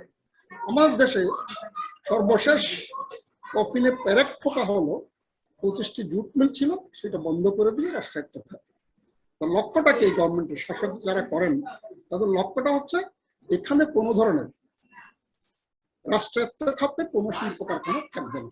এবং এটা তারা বেশ প্রচার করতে পারে যে জনগণের মধ্যে এটা 3 দশক আগে থেকে রাষ্ট্রায়ত্ত থাকলে মিল কারখানাগুলো সবগুলো ধ্বংস হয়, সব নষ্ট হয়। এই জন্য এটার বিরুদ্ধে জনমত একটা সৃষ্টি করতে পেরেছে। কিন্তু সেটা করে এটাকে শেষ পর্যন্ত যে প্যারেক ঠোকা বললাম, সেই প্যারেক ঠোকাটা প্যান্ডেমিকের কারণে এটা খুব সহজ হয়ে গেছে। খুব বড় আন্দোলন আমরা গড়ে তুলতে পারিনি। ফজলুল্লাহ চৌধুরী চেষ্টা করেছেন সেটা আমাদের শ্রমিক লীগের তখন স্তপের নেতৃত্বে, কিন্তু সেটা খুব বেশি আমরা সাকসেসফুল হতাম। আমরা আন্দোলনটা শুরু করেছিলাম তখন যে জুট মিল এগুলো রাষ্ট্রায়ত্ত খাতে রাখতে হবে। কিন্তু আজকে শহীদুল্লাহ ভাই যে বক্তব্য রাখলেন, সে বক্তব্যে আমরা বুঝতে পারছি যে শ্রমিকের বকেয়া টাকাগুলো 2 মাসের মধ্যে দেবে বলে আজকে প্রায় 1 বছর চলে যাচ্ছে, টাকাগুলো দেওয়া হলো না। আমরা আবার একটু পিছিয়েছি আমাদের দাবিতে। এখন টাকাগুলো দেওয়া অন্তত রাষ্ট্রায়ত্ত খাতে না রাখো, পাটকল এই জায়গায় গেছে। এবং এইটার ফলে জুট মিল চলে যাওয়ার ফলে রাষ্ট্রায়ত্ত খাতে খুব বেশি আর কিছু স্টিল ইঞ্জিনিয়ারিং, চিনি কলও প্রায় বন্ধ করে দিয়েছে। আমাদের দেশে এটা আর নাই। আর বিপরীতে আমাদের দেশে একটা শক্তিশালী পুঁজি প্রতিষ্ঠান গড়ে উঠেছে, সেইটা হচ্ছে পুরোটা লুটেরা পুঁজি। আজকে আপনাদের দেশে পুঁজি, ভারতবর্ষে পুঁজির যেমন টাটা, আমি বলি একটু ভদ্র পুঁজি, ওরা 15,000 কোটি টাকা প্যান্ডেমিকের সময় তারা দেবে বলেছে, সে দেবে বলছে, এবং তার শ্রমিকদেরকে বলছে করোনায় যদি মারা যায় তার চাকরির বয়সকাল পর্যন্ত সে বেতন দেবে। আর আমাদের দেশে চাকরিতে বেতন দেবে দূরে, তার একদিন অ্যাবসেন্ট থাকলে 3 গুণ করে বেতন নেওয়া হবে। আমি 8 ঘন্টা কর্মদিবসের কথা বলা হয়েছে আগে, সেটা প্রথম বক্তা তিনি বলেছেন যে 6 ঘন্টাও কোনো কোনো জায়গায় করা হচ্ছে, কর্মদিবস কমানো হচ্ছে ইয়ের কারণে, মেশিনের মানে উন্নতির কারণে। সেইটা আবার পুঁজিপতিদেরও স্লোগান ছিল যে আমরা কর্মঘণ্টা কমিয়ে বেকারত্ব দূর করা, এইটা এক ধরনের। আমি আজকে কয়েকদিন আগে পড়ছিলাম আমাদের সিটুর একজন অন্যতম নেতা সুকুমার সেন, এখন তিনি আছেন কিনা জানি না, তার ভারতের শ্রমিক আন্দোলন বই, তিনি আছেন কিনা আমি জানিও না, জানি পরিচয় ছিল তার সাথে। তো তপন সেন বলতে পারবেন, উনি মারা গেছেন। আছেন না? না, মারা গেছেন। তো ইয়ে ছিল, বাংলাদেশে আসছেন বেশ কয়েকবার। তার বেশ বড় সড়ো একটা বই এসব পুরো গবেষণা তথ্যমূলক বই আছে, সেটা পড়ছিলাম। সেখানে দেখছি পুঁজিপতিরা বলছে আমরা 6 ঘন্টা কর্পোরেট পুঁজি 6 ঘন্টা কর্মদিবস করব এবং শিফটও বাড়িয়ে দেবো। তার মানে বেকারত্ব, তার মাল বিক্রি করার জন্য বেকারত্বের জন্য চরম আকার ধারণ না করা। সেই জায়গায় আমাদের দেশে এখন কি হচ্ছে, আমাদের দেশে শহীদুল্লাহ ভাই কিছু বলেছেন, শহীদুল্লাহ ভাই, যে শ্রমিকরা এখন এমন জায়গায় গেছে যে ওই কারখানায় ওভারটাইম করা হয় কিনা। ওভারটাইম মানে সে ওভারটাইমটা ঠিক মতো বুঝতে পারছে না, নিউ জেনারেশনের ওয়ার্কার। সে বলছে মানে 2 শিফটে কাজ করা হয় কিনা, এইটাকে সে ওভারটাইম। এই 2 শিফটে কাজ করালে সেখানে কিন্তু ওভারটাইম ডাবল মজুরি দেওয়া, সেইটা দেওয়া হচ্ছে না, 2টা বেতন দেওয়া হচ্ছে। সে 16 ঘন্টা কাজ করতে যায়, শ্রমিকদেরকে এই জায়গায় নিয়ে গেছে। তার সাথে কর্পোরেট পুঁজি, ভারতবর্ষে যেমন হিন্দুত্ববাদী সরকার, আমাদের দেশে যদিও একেবারে কিন্তু ইয়ে করা হয় নাই, কিন্তু এখানে প্রতিনিয়ত এই শক্তিটি, তার শক্তি গেইন করছে সে। বাংলাদেশে এই যে ধর্মীয় রাষ্ট্র করতে হবে বাংলাদেশকে, এই যে বিষয়গুলো, তার সাথে কালচার, যদি বিষয়গুলো ছোট ছোট, আমরা এই উদীচী, গোপাল তো বললো উদীচী লন্ডনের উদীচী শিল্প গোষ্ঠী সত্যেন সেন প্রতিষ্ঠিত বিপ্লবী, সেটা আমরা শ্রমিক সম্মেলনে, শ্রমিকদের মিটিং এ উদীচীর গান হবে, উদীচীরকে ডাকা হতো, তো আমাদের গণসঙ্গীত দাও, লোকসঙ্গীত দাও। এখন আমাদের শ্রমিক শ্রেণীকে আমরা এই জায়গায় নিয়ে গেছি, তারা সেখানে বলে ড্রাম বাজাও, একটা কি গান আছে, এটা কি বলে এখন ড্রাম বাজাইছে, তো আমার খেয়াল থাকে না সবসময়, ড্রাম বাজাতে হবে, গণসঙ্গীত চলে গেছে। অর্থাৎ সংস্কৃতি জগৎ, সমাজ সবটাকে কলুষিত করে কর্পোরেট পুঁজি তার লক্ষ্যটাকে নিয়ে হাজির হচ্ছে এবং সেটাতে সমাজটাকে আচ্ছন্ন করে ফেলেছে। এই জায়গায় তপন সেন যেটা বলেছেন যে প্রাসঙ্গিকতা কোনোদিন হারাবে না, আমরা, আমার মনে হয় উদ্যোক্তারা বোধহয় শব্দটি ঠিক মতো জানি না এটা কি, তারা ইচ্ছা করে করেছে। আসলে ট্রেড ইউনিয়ন কি হবে সেটাই তারা বলতে চেয়েছেন। সেটা বলতে গিয়ে রিলেভেন্স অফ ট্রেড ইউনিয়ন এই কথা বলেছে। আসলে রিলেভেন্স অফ ট্রেড ইউনিয়ন, যতদিন শ্রম এবং পুঁজির দ্বন্দ্ব থাকবে, শ্রমিক শ্রেণী থাকবে, পুঁজিপতি থাকবে, তার কোনো না কোনো ফরমে তার স্ট্রাগল হবে। আমরা বাংলার চট্টগ্রামে কিছুদিন আগে এপ্রিল মাসের 17 তারিখ, আপনারা জানেন এসালাম নামে একজন বিখ্যাত লুটেরা, 30 বছর আগেও ছিল ধান কাটতো, এখন সে বাংলাদেশের 7টি ব্যাংকের চেয়ারম্যান এবং 20,000 কোটি টাকার প্রকল্প বিদ্যুৎ, কয়লা বিদ্যুৎ তৈরি করছে বাঁশখালীতে, আমার এলাকা। সেখানে 7 জন শ্রমিক গুলি করে মারা গেল 17 এপ্রিল মাসে। তার আগে জমির লড়াইতে, জমি দখল করতে গিয়ে কৃষকদেরকে সে মারল। 3 বছর 16 সালে 5 জন কৃষক মারা গেল সেখানে। এইভাবে পুঁজি, তার লুণ্ঠন, জমি দখল এবং জমি, আমাদের দেশে যে গোটা বিশ্বের মধ্যে বাংলাদেশের অবস্থান কোথায় অর্থনীতিতে, বাংলাদেশ পুঁজিপতি। আমাদের গবেষণা অর্থনীতিবিদ ডক্টর মনুল ইসলাম, তিনি এটা গবেষণা করে দেখিয়েছেন, বা এটা আমেরিকারও ইয়ে আছে, যে কোটিপতি বাড়ার ক্ষেত্রে বাংলাদেশ এখন 1 নম্বরে। এটা ভারতবর্ষ নয়, এটা আমেরিকা নয়, 1 নম্বরে চলে গেছে ভারতবর্ষ। সেই কোটিপতি বাড়ছে কার পুঁজি? শ্রমের শ্রম শোষণ করছে, তার সাথে সাথে ব্যাংকের লোন, জনগণের টাকা, সেটাকে লুটপাট করছে। এইভাবে এক ধরনের পুঁজি আমাদের দেশে উঠছে। এই জায়গায় আমাদেরকে লড়াইটা চালাতে হবে, লড়াই চালানোর ক্ষেত্রে গিয়ে শ্রমিকদের যে লড়াই করার অস্ত্র ট্রেড ইউনিয়ন, সেখানে কতগুলো সমস্যা আমি অন্তত আমার নজরে দেখি। সেই সমস্যা একটু বলতে চেষ্টা করেছেন, শহীদুল্লাহ ভাই বলেছেন, এটা 1 নম্বর সমস্যা। রাজনৈতিক দলের ভিত্তিতে ট্রেড ইউনিয়নের জন্ম দেওয়া। 5 জন থাকুক না থাকুক, সরকার কি ফেডারেশন রেজিস্ট্রেশন দেওয়ার জন্য পাগল? বেসিক প্ল্যান্টে ট্রেড ইউনিয়ন করতে যাবেন এবং শ্রম আইনকে প্রতিবার সংশোধন করা হয়। প্রতিবারে শ্রম, আমরা মনে করি যে বোধহয় এবার একটু বেশি কিছু পাবো, প্রতিবারে দেখা যায় শ্রমিকদের অধিকার কিছু কিছু করে খর্ব করা হচ্ছে। এবং এবারও 18 সালে আবার একটি সংশোধনের জন্য কমিটি করা হয়েছে, সেটা কাজ চলতেছে। এবং আমার বিশ্বাস গত 15 সালের যে সংশোধন, 13 সালের যে সংশোধন, এই 18 সালের যে সংশোধন, 21 সালের সংশোধনে তার চাইতে ভালো কিছু হবে না। অর্থাৎ শ্রমিকদের অধিকারগুলো একে একে কেড়ে নেওয়া, এভাবে শ্রমিক সংগঠন করার জন্য অধিকার কেড়ে নেওয়া হচ্ছে, জনগণের টাকায় একদম লুটপাট তন্ত্র তৈরি করা হচ্ছে।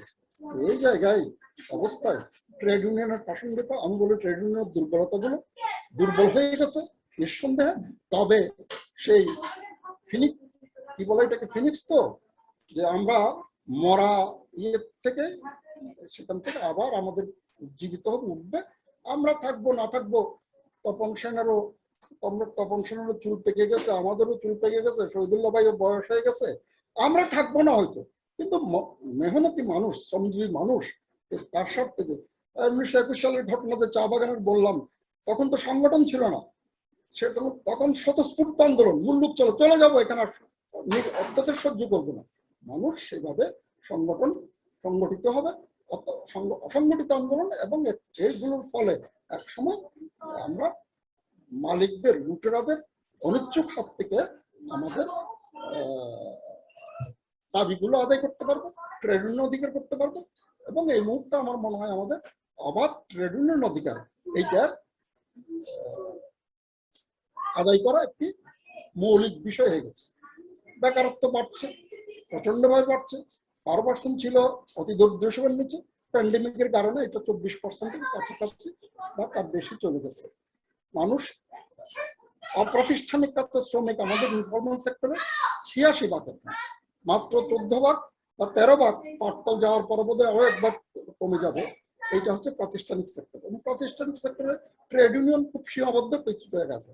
আর অপ্রাতিষ্ঠানিক খাতে মালিক তো প্রায় নাই, সেখানে নির্মাণ খাতে শ্রমিক কোথায় মালিক আছে, এবং প্রচুর পরিমাণে সেবা খাত গড়ে উঠছে, সেখানে কোথায় মালিক?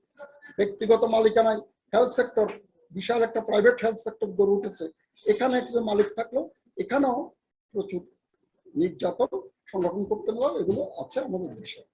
তো এই অবস্থায় আমাদেরকে একটা আশা করি আমরা সামনের দিকে একটা পয়েন্ট, কি বলবো, মন বহুত বলেছিলাম,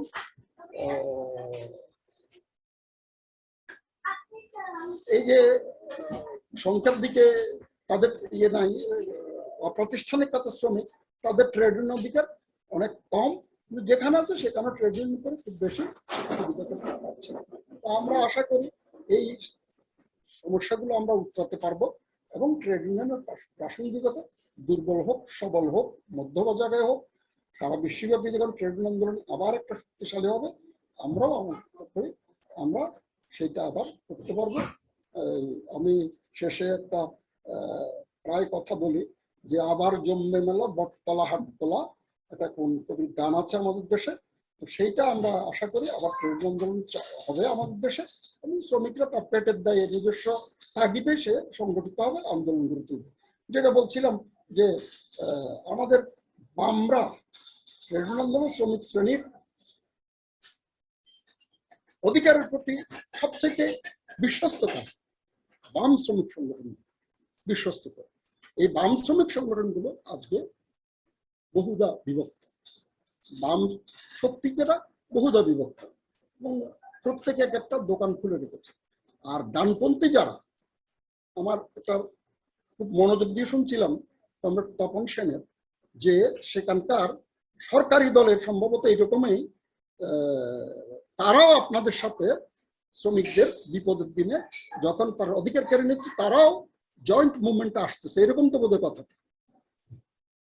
দাদা এরকম বলতেছিলেন? এক সময় এসেছিল, ছিল এক সময় এসেছিল, চলে গেছে, তো আবার এখন আবার চলে গেছে। আচ্ছা, তো আরএসএস এর হ্যাঁ, আমাদের দেশে আমাদের দুর্ভাগ্য হচ্ছে আমাদের সরকারি দল ঐক্য পরিষদের সংগঠনের সাথে আছে। এখন এখানে নয়, শুধু এর আগের যে সরকার ছিল তার দলও যখন ঐক্য পরিষদে আছে তারা বড় শক্তি, কিন্তু তারা যখন রিয়েল আন্দোলন করার কথা বলা হয় তারা দেখা যায় মালিকের সাথে তারা হাত মিলায় এবং তারা আন্দোলনকে পিছু টেনে দেওয়ার জন্য যা করার তারা করে সেটা। এই বিষয়গুলো উপলব্ধির মধ্যে রাখতে হবে, আমাদের চিন্তার মধ্যে রাখতে হবে যে আমরা কিভাবে এটা একটা সামনের দিকে আগাতে পারি। এই কথাগুলো বলে আমি সবাইকে ধন্যবাদ জানিয়ে এবং খুব মনোযোগ দিয়ে শুনলাম। বিশেষ করে আমি দুইজনের কথা শুনেছি, তপন সেন এবং শহীদুল্লাহ চৌধুরী, দুইজনকে খুব ধন্যবাদ করছি। মুখ্য কথাগুলো, মৌলিক কথাগুলো তারাই বলেছেন, আমি জাস্ট একটু যোগ করলাম। আপনাদের সকলকে ধন্যবাদ। ধন্যবাদ তপন দত্ত আপনার বক্তব্যের জন্য। আমি সকলের প্রতি অনুরোধ জানাচ্ছি, আপনারা যদি একটু বক্তব্য সংক্ষিপ্ত করেন আর একটু ভালো হয় আমাদের পরবর্তী বক্তাদের জন্য। আমি এবার আহ্বান করছি General Secretary, Communist Party of Bangladesh, UK, and also I'd like to request the next speaker after Nisar Ahmed, Alex Golden, and it will be after Nisar Ahmed. Mr. Nisar Ahmed, please. Thank you. I'll speak in English because there are a lot of non-Bangladeshi people in the audience. Perhaps at the end I'll speak a bit in Bengali. I'll first start by thanking Nagorik Magazine, Chettan Sen School of Performing Arts, and Progiti Jatra, and especially Dr. Bochin Siddiqui, Gopal Das, and above all Utpal Dotto for arranging this session and for arranging such sessions which involve international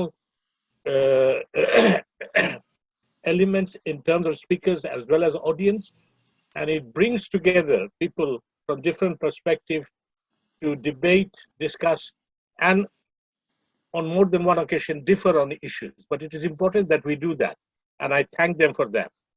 Today, I will not speak on trade unions as such because we have distinguished trade unions, different trade unions like Shahidulla Chowdury and Tapan Sen to speak and have spoken on this. I will try to speak about the economic and political background to the international working class movement. And I will do it in two sections. The first section, I'll talk briefly about the period 1945 to 2007, and then briefly about 2007 and today, where we are today. And finally, look forward, because you said to look forward. So I'll start. After the end of the Second World War and the defeat of fascism, there emerged a political and economic settlement in advanced capitalist countries, symbolized by welfare capitalism, which has been dubbed as the golden age of capitalism. And this lasted until the mid-1970s. In a similar manner, we saw the creation of newly independent countries from the shackles of colonialism and embarking on independent economic development and a policy of non-alignment. That also lasted until the 1970s. Then we saw the first stirrings of new liberal economic policy, aggressive globalization, and an ideology of technocratic managerialism, which came on the scene following the victory of Thatcher in 1979 and Reagan in 1980.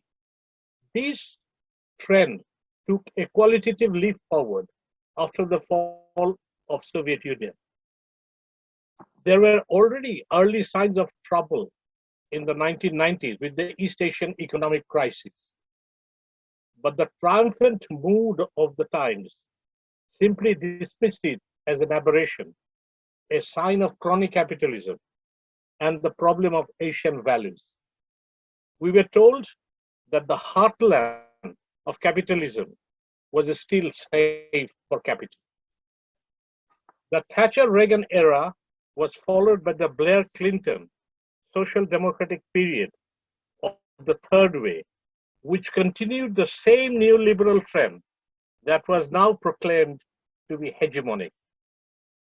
In the post-colonial world, the troika of IMF, World Bank, and WTO forced the draconian measures of the Washington Consensus in the economic field, which Shahidulla Bhai slightly alluded. We were told to start free trade, start privatization, having a small state, market fundamentalism, full globalization, no industrial policy, and low taxes, etc. Any departure from this was met with liberal interventions of Blair and Bush to teach the natives a lesson in democracy and capitalism. The common sense of this period, 1979 to 2007, was a set of empty platitudes. Boom and bust has gone, proclaimed the finance minister of UK, Brown. It is the end of history, proclaimed Fukuyama in the USA. What works is what is right. What is right is what works. Ideology and class struggle are gone. We only have to solve problems. Technology will solve everything, etc., etc. The social democratic tradition succumbed to this and are still paying the price politically today. After the fall of Soviet Union, a section of the communist movement, part of the international working class and trade unions, followed the path of liquidation liquidation primarily in Italy, which had the biggest communist party and the biggest trade unions. These, as we all know, were bleak times in the progressive and left movements all over the world. But the triumphant march came crashing in 2007. The rest, as they say, is history. The captains of capital, the technocratic governments, and the blessed academics were at a loss. How could this happen? Shortly after the fiasco of 2007, at a gathering of distinguished academics, policymakers, professors, and government representatives at London School of Economics, our dear Queen Elizabeth asked a simple but pertinent question to all those who were assembled there. Why did you not see it coming? তোমরা কিভাবে দেখলে না এটা হবে? There was stunned silence. It was finally revealed that the emperor, pardon my irony, was naked. Capitalism was laid bare. The financial crisis of 2007 and the failures of liberal interventions in Afghanistan and Iraq has exposed the paucity of this vision. At the moment, in the present time, in the present conjuncture, there is a meltdown of the social democratic tradition in Europe, an upsurge of neo-fascist forces, the prevalence of authoritarian nationalism in the post-colonial countries. The economics of austerity of the past decade has further complicated the mix. All over the world, the politics of populism, authoritarianism, and outright fascism is on the rise. We see that in Trump's USA, in Johnson and his Brexit in UK, the ADF party in Germany, Salvini in Italy, Le Pen in France, to name the main capitalist centers. In the post-colonial heartland, the picture is similar. Modi in India, Bolsonaro in Brazil, Erdogan in Turkey, Sisi in Egypt, and Dutta in Philippines. We appear to be back to the 30s, the rise of nationalism and fascism. This situation is neatly encapsulated by Antonio Gramsci, the founder of the Italian Communist Party and the leader of the working class in Turin and Milan. And I quote, he said, "The crisis consists precisely in the fact that the old is dying and the new cannot be born." And then he added, and this is important, "In this interregnum, a great variety of morbid symptoms appear." Quote ends. We see these morbid symptoms in the defeat of the Arab Spring, in the rise of the far right, in the rise of ISIS and Trump himself. A new generation of left-wing forces are emerging. In the battle of ideas, the thinking of the left is gaining ground. I can list books, articles that are being published every day, every week, in at least the Western world on Marxism. And that is a trend that is increasing. But the real battleground is the domain of politics and class, not the battle of ideas. What then is the balance sheet there? In the past decade, the situation is mixed, and I will briefly say something on this. There has been an upsurge of movements on single issues, identity politics, popular issues, class. We had Occupy movement in the States, the Black Lives Matter in the States, and Tapan talked about the farmers and workers' struggle in India, the Extinction Rebellion around climate change all over the world, the struggles in Tahrir Square, the struggle of professionals led by the Communist Party and trade unions in Sudan, continuing today, the Indigano movement in Spain, which has led to the coalition government of communists and social democrats in Spain, and the new arena of struggles in Thailand, in Tunisia, in Algeria, and today even in Lebanon. But we had reverses in Egypt, Syria, and for Bangladeshis in Bangladesh and India in Burma. There has been uneven development also in Latin America, where there were advances and then reverses. And today the trend continues. We have tremendous repression in Colombia, but in Chile, the recent election has shown the total elimination of the elite groups and the comeback of the left. Who would have thought 5 years ago, or 10 years ago, that we'll have a Communist Party member as the mayor of Santiago? At an electoral level, there has been advances in Kerala. In Portugal and Spain, communists and the left are in power. But we also have the reverses of Syriza in Greece and the Corbyn movement in Britain. At the level of ideas, you have people who are mainstream Nobel laureates like Paul Krugman and Joe Stiglitz, and perhaps future Nobel laureate like Danny Roderick and Mariana Mazzucato, who are advising or had advised Corbyn and are advising, some of their students are advising Biden. And we have from India people like Prabhat Patnaik. This new thinking is also a sign of times, but as I said, it will be determined in the class struggle and in politics. And here we are being told, both in the post-capitalist world as well as in the advanced capitalist world, is that we have to set our horizon smaller, limited, that we cannot transcend capitalism, that we should not try to transcend capitalism and try to save capitalism from the capitalists. And to do that, people are telling us to ditch our values.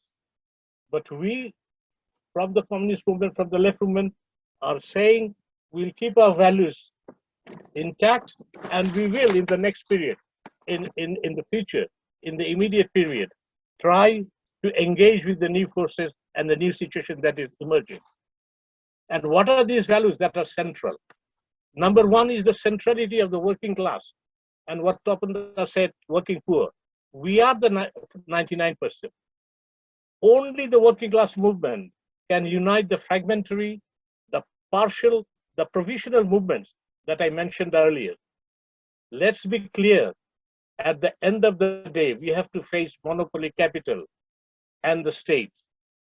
The technological driven upsurge in Tahrir Square understood that when they faced Sisi's army. Along with the centrality of the working class, we have to understand that it has to be the centrality of a party and the unity of the left that will determine what happens. Only a party led by professional revolutionaries can lead us to victory. Professionals of all sorts, doctors, engineers, NGO employees, lawyers, teachers will be part of it, but they cannot lead or replace the party. Look at UK. You had Professor Hobsbawm, Professor Dobb, great historians, great economists, and they never left the party, but they never led the party. They never left the party, but they never led the party or part of the leadership. It was RPD, Rajni Pandat, who I differ with some of his writings, but he was a great classical scholar, would have a great career in Oxford as an academic, but he became part of the leadership with Harry Pollitt. Look at India, look at Bengal. Jyoti Basu and Snehangshu Acharya became barristers at the same time. Snehangshu Acharya became Advocate General and gave all his property to the party, but he did not aspire to be leader. It was Jyoti Basu who became the leader because he never practiced as a barrister. Look at the present academics, or past academics like Sushovan Sarkar, Ashok Mitra, Prabhat Nayak, who trained generations of Marxists, but they never aspired to be leader. It is people like Namboodiripad and A.K. Gopalan and Dange who, as intellectuals, devoted themselves to the party. And in the Communist Party of Bangladesh, the party that I belong to, as well as with the Communist Party of Britain, in Communist Party of Bangladesh, it was Nepal Nag, Barin Dotto, Khokarai, Anil Mukherjee, and above all Moni Singh, our legendary leaders who were baptized in the working class movement. So there is no substitute for working class and labor movement. But we will be told time and again, every time there is a capitalist crisis, that the agency for revolution is different. In the 1960s and 70s, when I grew up, we were told students are the new proletariat. Now we are being told it is the gig economy and the precariat who are the new proletariat. Some Islamic fundamentalists are saying it is the Ummah, the Islamists, who are now the new proletariat. Other people are saying it is no longer a manual working class, the flexible working class that is the proletariat. And the proletariat is coming down. The number of proletariats is not coming down on a global scale. And Alex will confirm me that over the last 3-4 years in Britain, 500,000 people were unionized. And unions are becoming an important factor, has always been an important factor. And the reason this will remain so is because capitalism hasn't changed. The capitalism that Marx discussed is still the same in terms of accumulation, in terms of investment, in terms of seeking profits, and in terms of generating surplus value. And at the center stage of that is the working class. What then do we have to do in terms of politics? In terms of politics, it is the old Leninist dictum of concrete analysis of concrete conditions. And in that sense, we'll have to engage with the new. We'll have to be creative. We have to be flexible. And if I have one little criticism of the meeting, in order to be new, in terms of Bangladesh, I'll say this, that in Bangladesh, the main working class today is a feminized working class of nearly 4 million garment workers. The working class today is the informal sector. The working class today are the people who are fighting in Khulna and Jessore around the privatization of jute mills. And we should have representatives from there, from the garment sector, from the informal sector, women trade unions to talk to speak here. And in order to be flexible, we have to have new analysis, and these are being made today.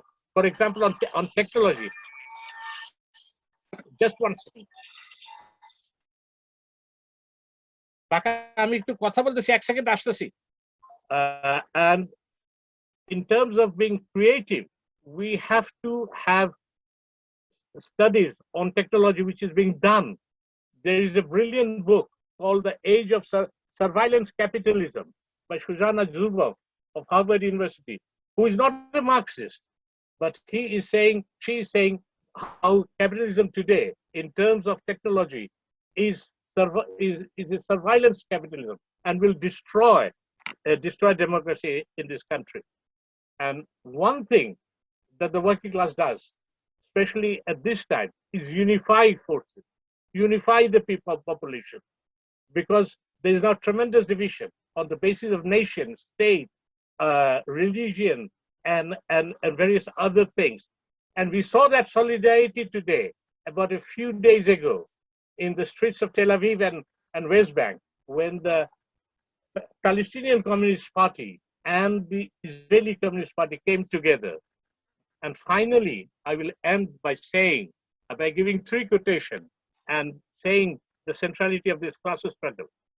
And every time we move into class struggle, every time we move into class organization, we face problems. And a great Marxist, independent Marxist, Ralph Miliband, said in the 1990s after the fall of Soviet Union, that people are making long-term compromises with short-term problems.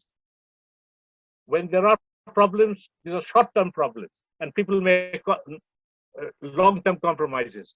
The second quotation is from the president of my party, Communist Party of Bangladesh, Mujahidul Islam Salim. He has recently said, আদর্শের ভিত্তিতে নিজেকে সংশোধন করার চেষ্টা না করে নিজের সুবিধা অনুযায়ী আদর্শ সংশোধনের চেষ্টা পরিত্যাগ করুন। And that is absolutely important.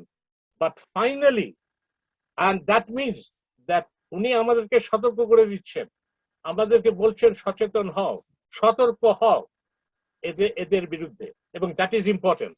But finally, I will end with the quotation of a great trade unionist, and Alex can talk about him, who died at the tragic age of 53 in this country, who was a great trade unionist.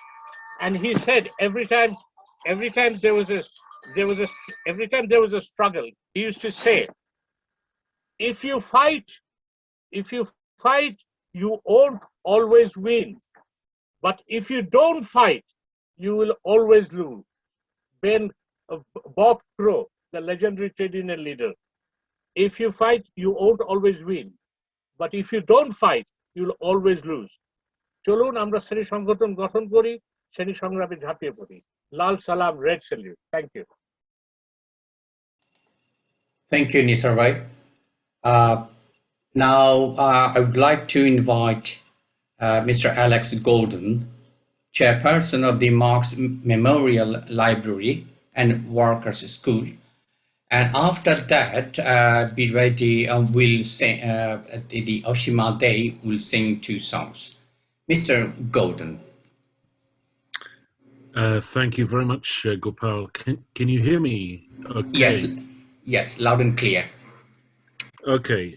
Well, first of all, just want to join the other speakers by thanking the organizers of this great event.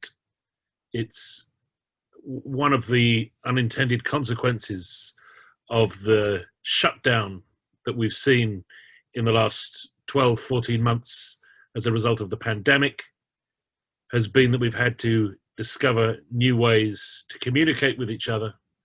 And lo and behold, we can now have international symposiums of trade unionists, of communists, of those who are involved in the class struggle in the Indian subcontinent and in Britain and in Washington, DC, talking to each other in real time. So I think that's a great opportunity that we must maintain, and we must enrich and deepen the understanding that we get from talking to each other.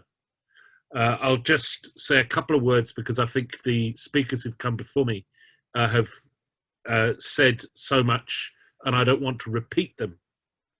I am here as a chair of the Marx Memorial Library in London, which is kind of like a sister school to the organization that Arthur Griffiths was talking about in his contribution in Washington, DC, the Claudia Jones Political Education School. Indeed, Claudia Jones, the Trinidadian communist who spent most of her adult life in the United States, was deported in the 1950s, during the McCarthy era, the anti-communist era in the United States, to London. And she immediately immersed herself in the class struggle against racism, for better housing, against racist immigration laws in London. And part of our collection in the Marx Memorial Library is the correspondence of Claudia Jones. And we're very proud of that. And we're very proud to be associated with her. Indeed, if you ever come to London and you visit the grave of Karl Marx in Highgate Cemetery, you will see that the gravestone of Claudia Jones is just on the right-hand side of Karl Marx's own tomb. So she's the woman who is buried on Karl Marx's right hand. So I'm very happy to be part of a meeting with Arthur Griffiths as well. And I'm a trade unionist. I'm a former president, a national president of the Railway Workers Union in Britain, the RMT, the National Union of Rail, Maritime and Transport Workers. And I'm a train driver by profession.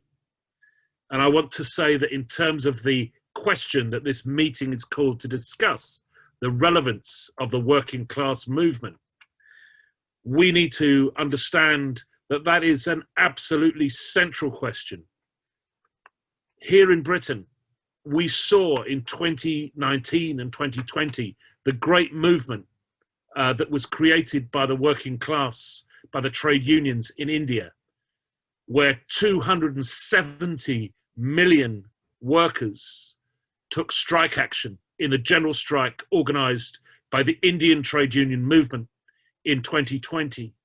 And we were saying to each other, 270 million workers taking strike action together on the same day. That is truly the movement has reached a level that we never anticipated it could reach a few years ago, to have so many workers united in withdrawing their labor on the same day across the continent, the subcontinent of India. And since then, of course, we've seen the inspirational movement of the farmers in India against the Modi government's agricultural reforms, so-called the neoliberal reforms, which the Modi government is pushing through in an undemocratic and arrogant manner. And there are movements here in Britain to show solidarity with the Indian farmers and with the Indian workers in their struggle too. And in the context of where we are now in 2021, we've had over a year of the pandemic. We've seen our public health systems, which have been ravaged by 20, 30 years of neoliberalism and privatization. But we've seen the value of public health systems. We have seen which societies have managed to maintain public health systems and have managed to protect their people during the COVID pandemic, and which societies have thrown their people to the wolves. The most neoliberal, the most deregulated, the most privatized societies in the world are the ones where the working class and the populations have been most severely affected.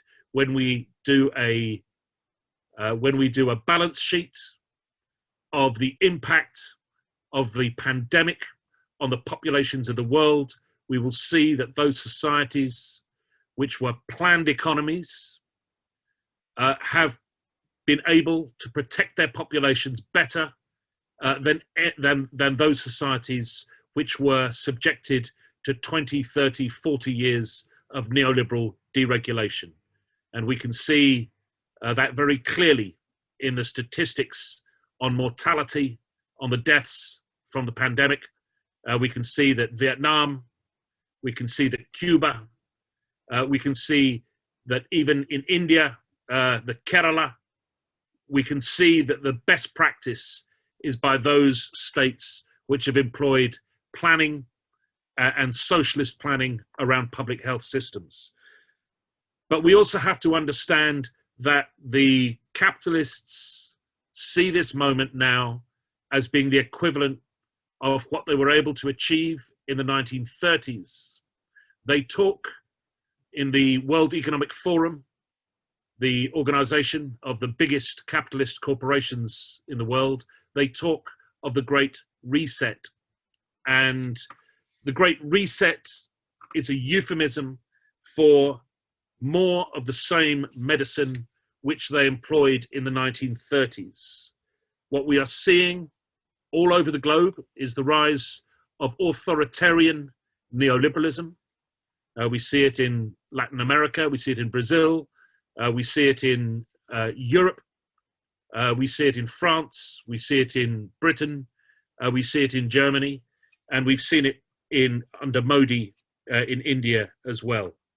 And under this authoritarian strain of neoliberalism, we see the death of democracy, assisted by the severe curtailment of civil liberties, which has been accomplished because of the pandemic emergency measures. We see an increased privatization of public health services and public services in general. We see wage cuts.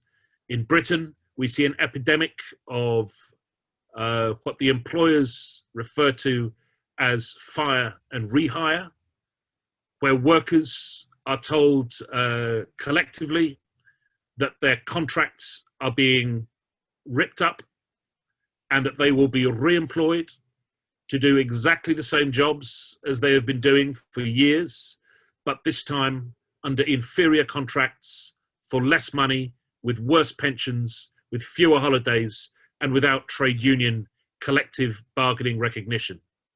So there is a plan which the employers are rolling out, and it's not just happening in Britain, it is happening worldwide. It doesn't just affect workers, it also affects small and medium-sized enterprises. And it's very clear that the aim of the largest corporate monopolies in the world is to concentrate ownership of monopolies even more in their favor, and to use the smokescreen of COVID and the pandemic in order to increase their ownership over the economy.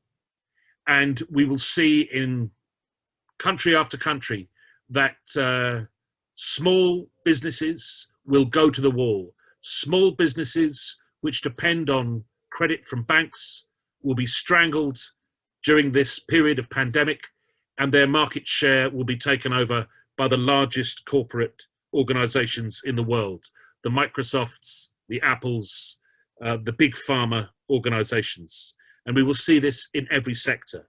So I'll come back to the key question which this meeting is called to discuss, which is what is the relevance in that situation of the working class movement? And the relevance, in my opinion, is this, that only the organized working class movement, through its trade unions, through its political parties, only the organized working class movement is capable of pulling together these many disparate strands who all have a common cause, which is to resist the monopolies that are seizing control more and more each day of the means of production, of the productive forces throughout the world economy.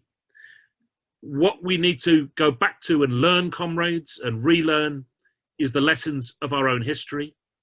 We need a democratic, anti-monopoly alliance. That is to say, an alliance of organized workers together with those representatives of small and medium-sized enterprises who are being strangled and put out of business, are being deprived of their means of economic subsistence because of the actions of corporate capital in its current phase under this period of the Great Reset.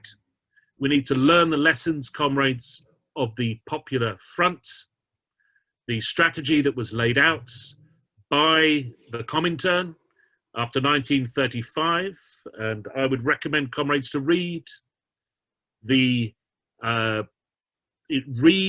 Comintern theses from the 1934-35 Comintern theses on the Popular Front and the need for the unity of the working class at the centre of a popular front that goes beyond simply the forces of the working class to include also those people such as farmers and peasants, small shopkeepers, and those who are threatened directly more and more every day by the big corporations. If we learn from our history, comrades, we can provide the answers that the people are looking for. The people are looking at those societies which have managed to preserve life, have managed to protect populations, and those are socialist societies throughout the world where the most successful resistance to the pandemic has taken place. So we ought to be confident in our ideas, but we need to understand that our movement, the organised working class movement, has the key strategic role to play now in building a broad democratic anti-monopoly alliance throughout the world where capitalist corporations threaten our existence. That, I think, is the answer to the question which this meeting was called to discuss. What is the relevance of the working class movement? It is to take the leadership now of the resistance to corporate capitalism in its current phase. And I'll finish on that. Gopal, thank you very much. And it's a great honor to speak alongside Tapan Datta, Tapan Sen, Shahidulla, Chowdury, and other comrades here today. Thank you. Thank you, Alex. Very nice. Delighted. And now I would like to invite Ruxana Parvin, and she is the Assistant General Secretary of Grameenphone Employees Union. And Ruxana, please, are you there? Sorry, Ruxana? she is not in online. Some interruption in network. Okay, thank you. Now, after long discussion, now I would like to invite Oshima De to sing Ganasangit. Oshima De পরিবেশন করবেন গণসঙ্গীত। Thank you, Oshima De. জয় হোক শ্রমজীবী মানুষের, তাদের আগামীর পথ চলা হোক মুষ্টিবদ্ধ সংগ্রামী চেতনায়। জয় হোক মানবতায়।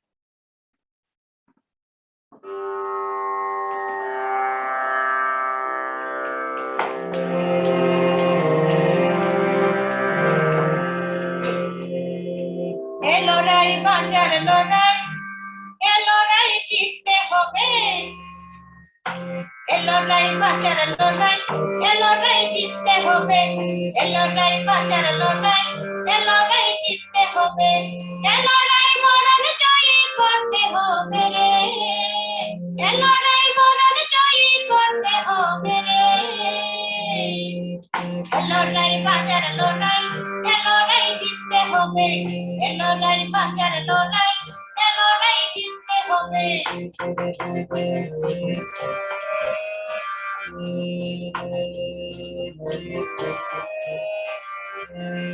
এ লড়াই কাঞ্চনাদার ভেঙেছে বাঁধন, এ লড়াই ইতিহাসে কাটছে আচল। এ লড়াই কাঞ্চনাদার ভেঙেছে বাঁধন, এ লড়াই ইতিহাসে কাটছে আচল। এ লড়াই তোমার আমার ভবিষ্যতের শরীর হবে। এ লড়াই তোমার আমার ভবিষ্যতের শরীর হবে। এ লড়াই বাঁচার লড়াই, এ লড়াই জিততে হবে। এ লড়াই বাঁচার লড়াই, এ লড়াই জিততে হবে। এ লড়াই মরণ জয়ী করতে হবে রে। এ লড়াই মরণ জয়ী করতে হবে রে। এ লড়াই বাঁচার লড়াই, এ লড়াই জিততে হবে।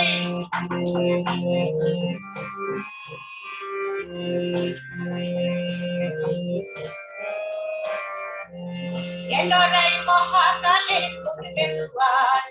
এলোরাই সূর্য উঠান আনবে দুবার, এলোরাই মহাকালের খুলবে দুবার, এলোরাই সূর্য উঠান আনবে দুবার, এলোরাই ভয় করে না মানিক সেনা, এলোরাই প্রলোভনে যায় না দেনা, এলোরাই ভয় করে না মানিক সেনা, এলোরাই প্রলোভনে যায় না দেনা, এলোরাই পিছিয়ে থাকা মানুষকে আজ পথ দেখাবে, এলোরাই পিছিয়ে থাকা মানুষকে আজ পথ দেখাবে, এলোরাই বাঁচার লড়াই, এলোরাই জিততে হবে, এলোরাই বাঁচার লড়াই, এলোরাই জিততে হবে, এলোরাই মরণ জয়ী করতে হবে রে, এলোরাই মরণ জয়ী করতে হবে রে, এলোরাই বাঁচার লড়াই, এলোরাই জিততে হবে, এলোরাই বাঁচার লড়াই, এলোরাই জিততে হবে, এলোরাই মরণ জয়ী করতে হবে রে, এলোরাই মরণ জয়ী করতে হবে রে, এলোরাই বাঁচার লড়াই, এলোরাই জিততে হবে, এলোরাই বাঁচার লড়াই, এলোরাই জিততে হবে, এলোরাই বাঁচার লড়াই, এলোরাই জিততে হবে। ধন্যবাদ।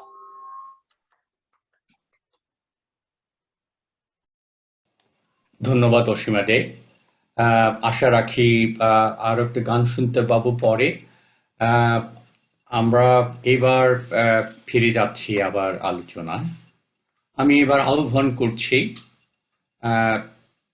Rajikuzzaman Ratan, president, Socialist Labour Front, Bangladesh. I would like to invite Mr. Razekuzzaman Ratan, President, Socialist Labour Front, Bangladesh. Ratan bhai, please. Thank you. ধন্যবাদ প্রগতির যাত্রীকে এই ধরনের একটা আলোচনা অনুষ্ঠান আয়োজন করবার জন্য। বিশেষ করে আমাদের মতো যারা ট্রেড ইউনিয়নে যুক্ত আছি প্রত্যক্ষ সংগ্রামে এবং প্রতিদিনকার বেদনায়, তাদের একটু মাঝে মাঝে বাইরের কিছু কথাবার্তা শুনলে এক ধরনের রিফ্রেশমেন্ট যেমন হয়, আবার রিচার্জটাও হয়।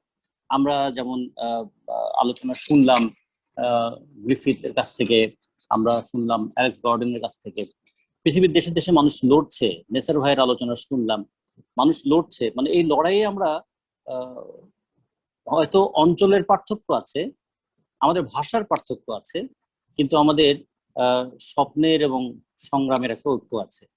সেই দিকটা বিবেচনা করে আমি সংক্ষেপে একটু কথা বলি, কারণ অনেক রাত হয়েছে। এই বর্তমান সংকট এবং ভবিষ্যতের সম্ভাবনা, এই দুটো নিয়ে তো আমাদের চলতে হচ্ছে।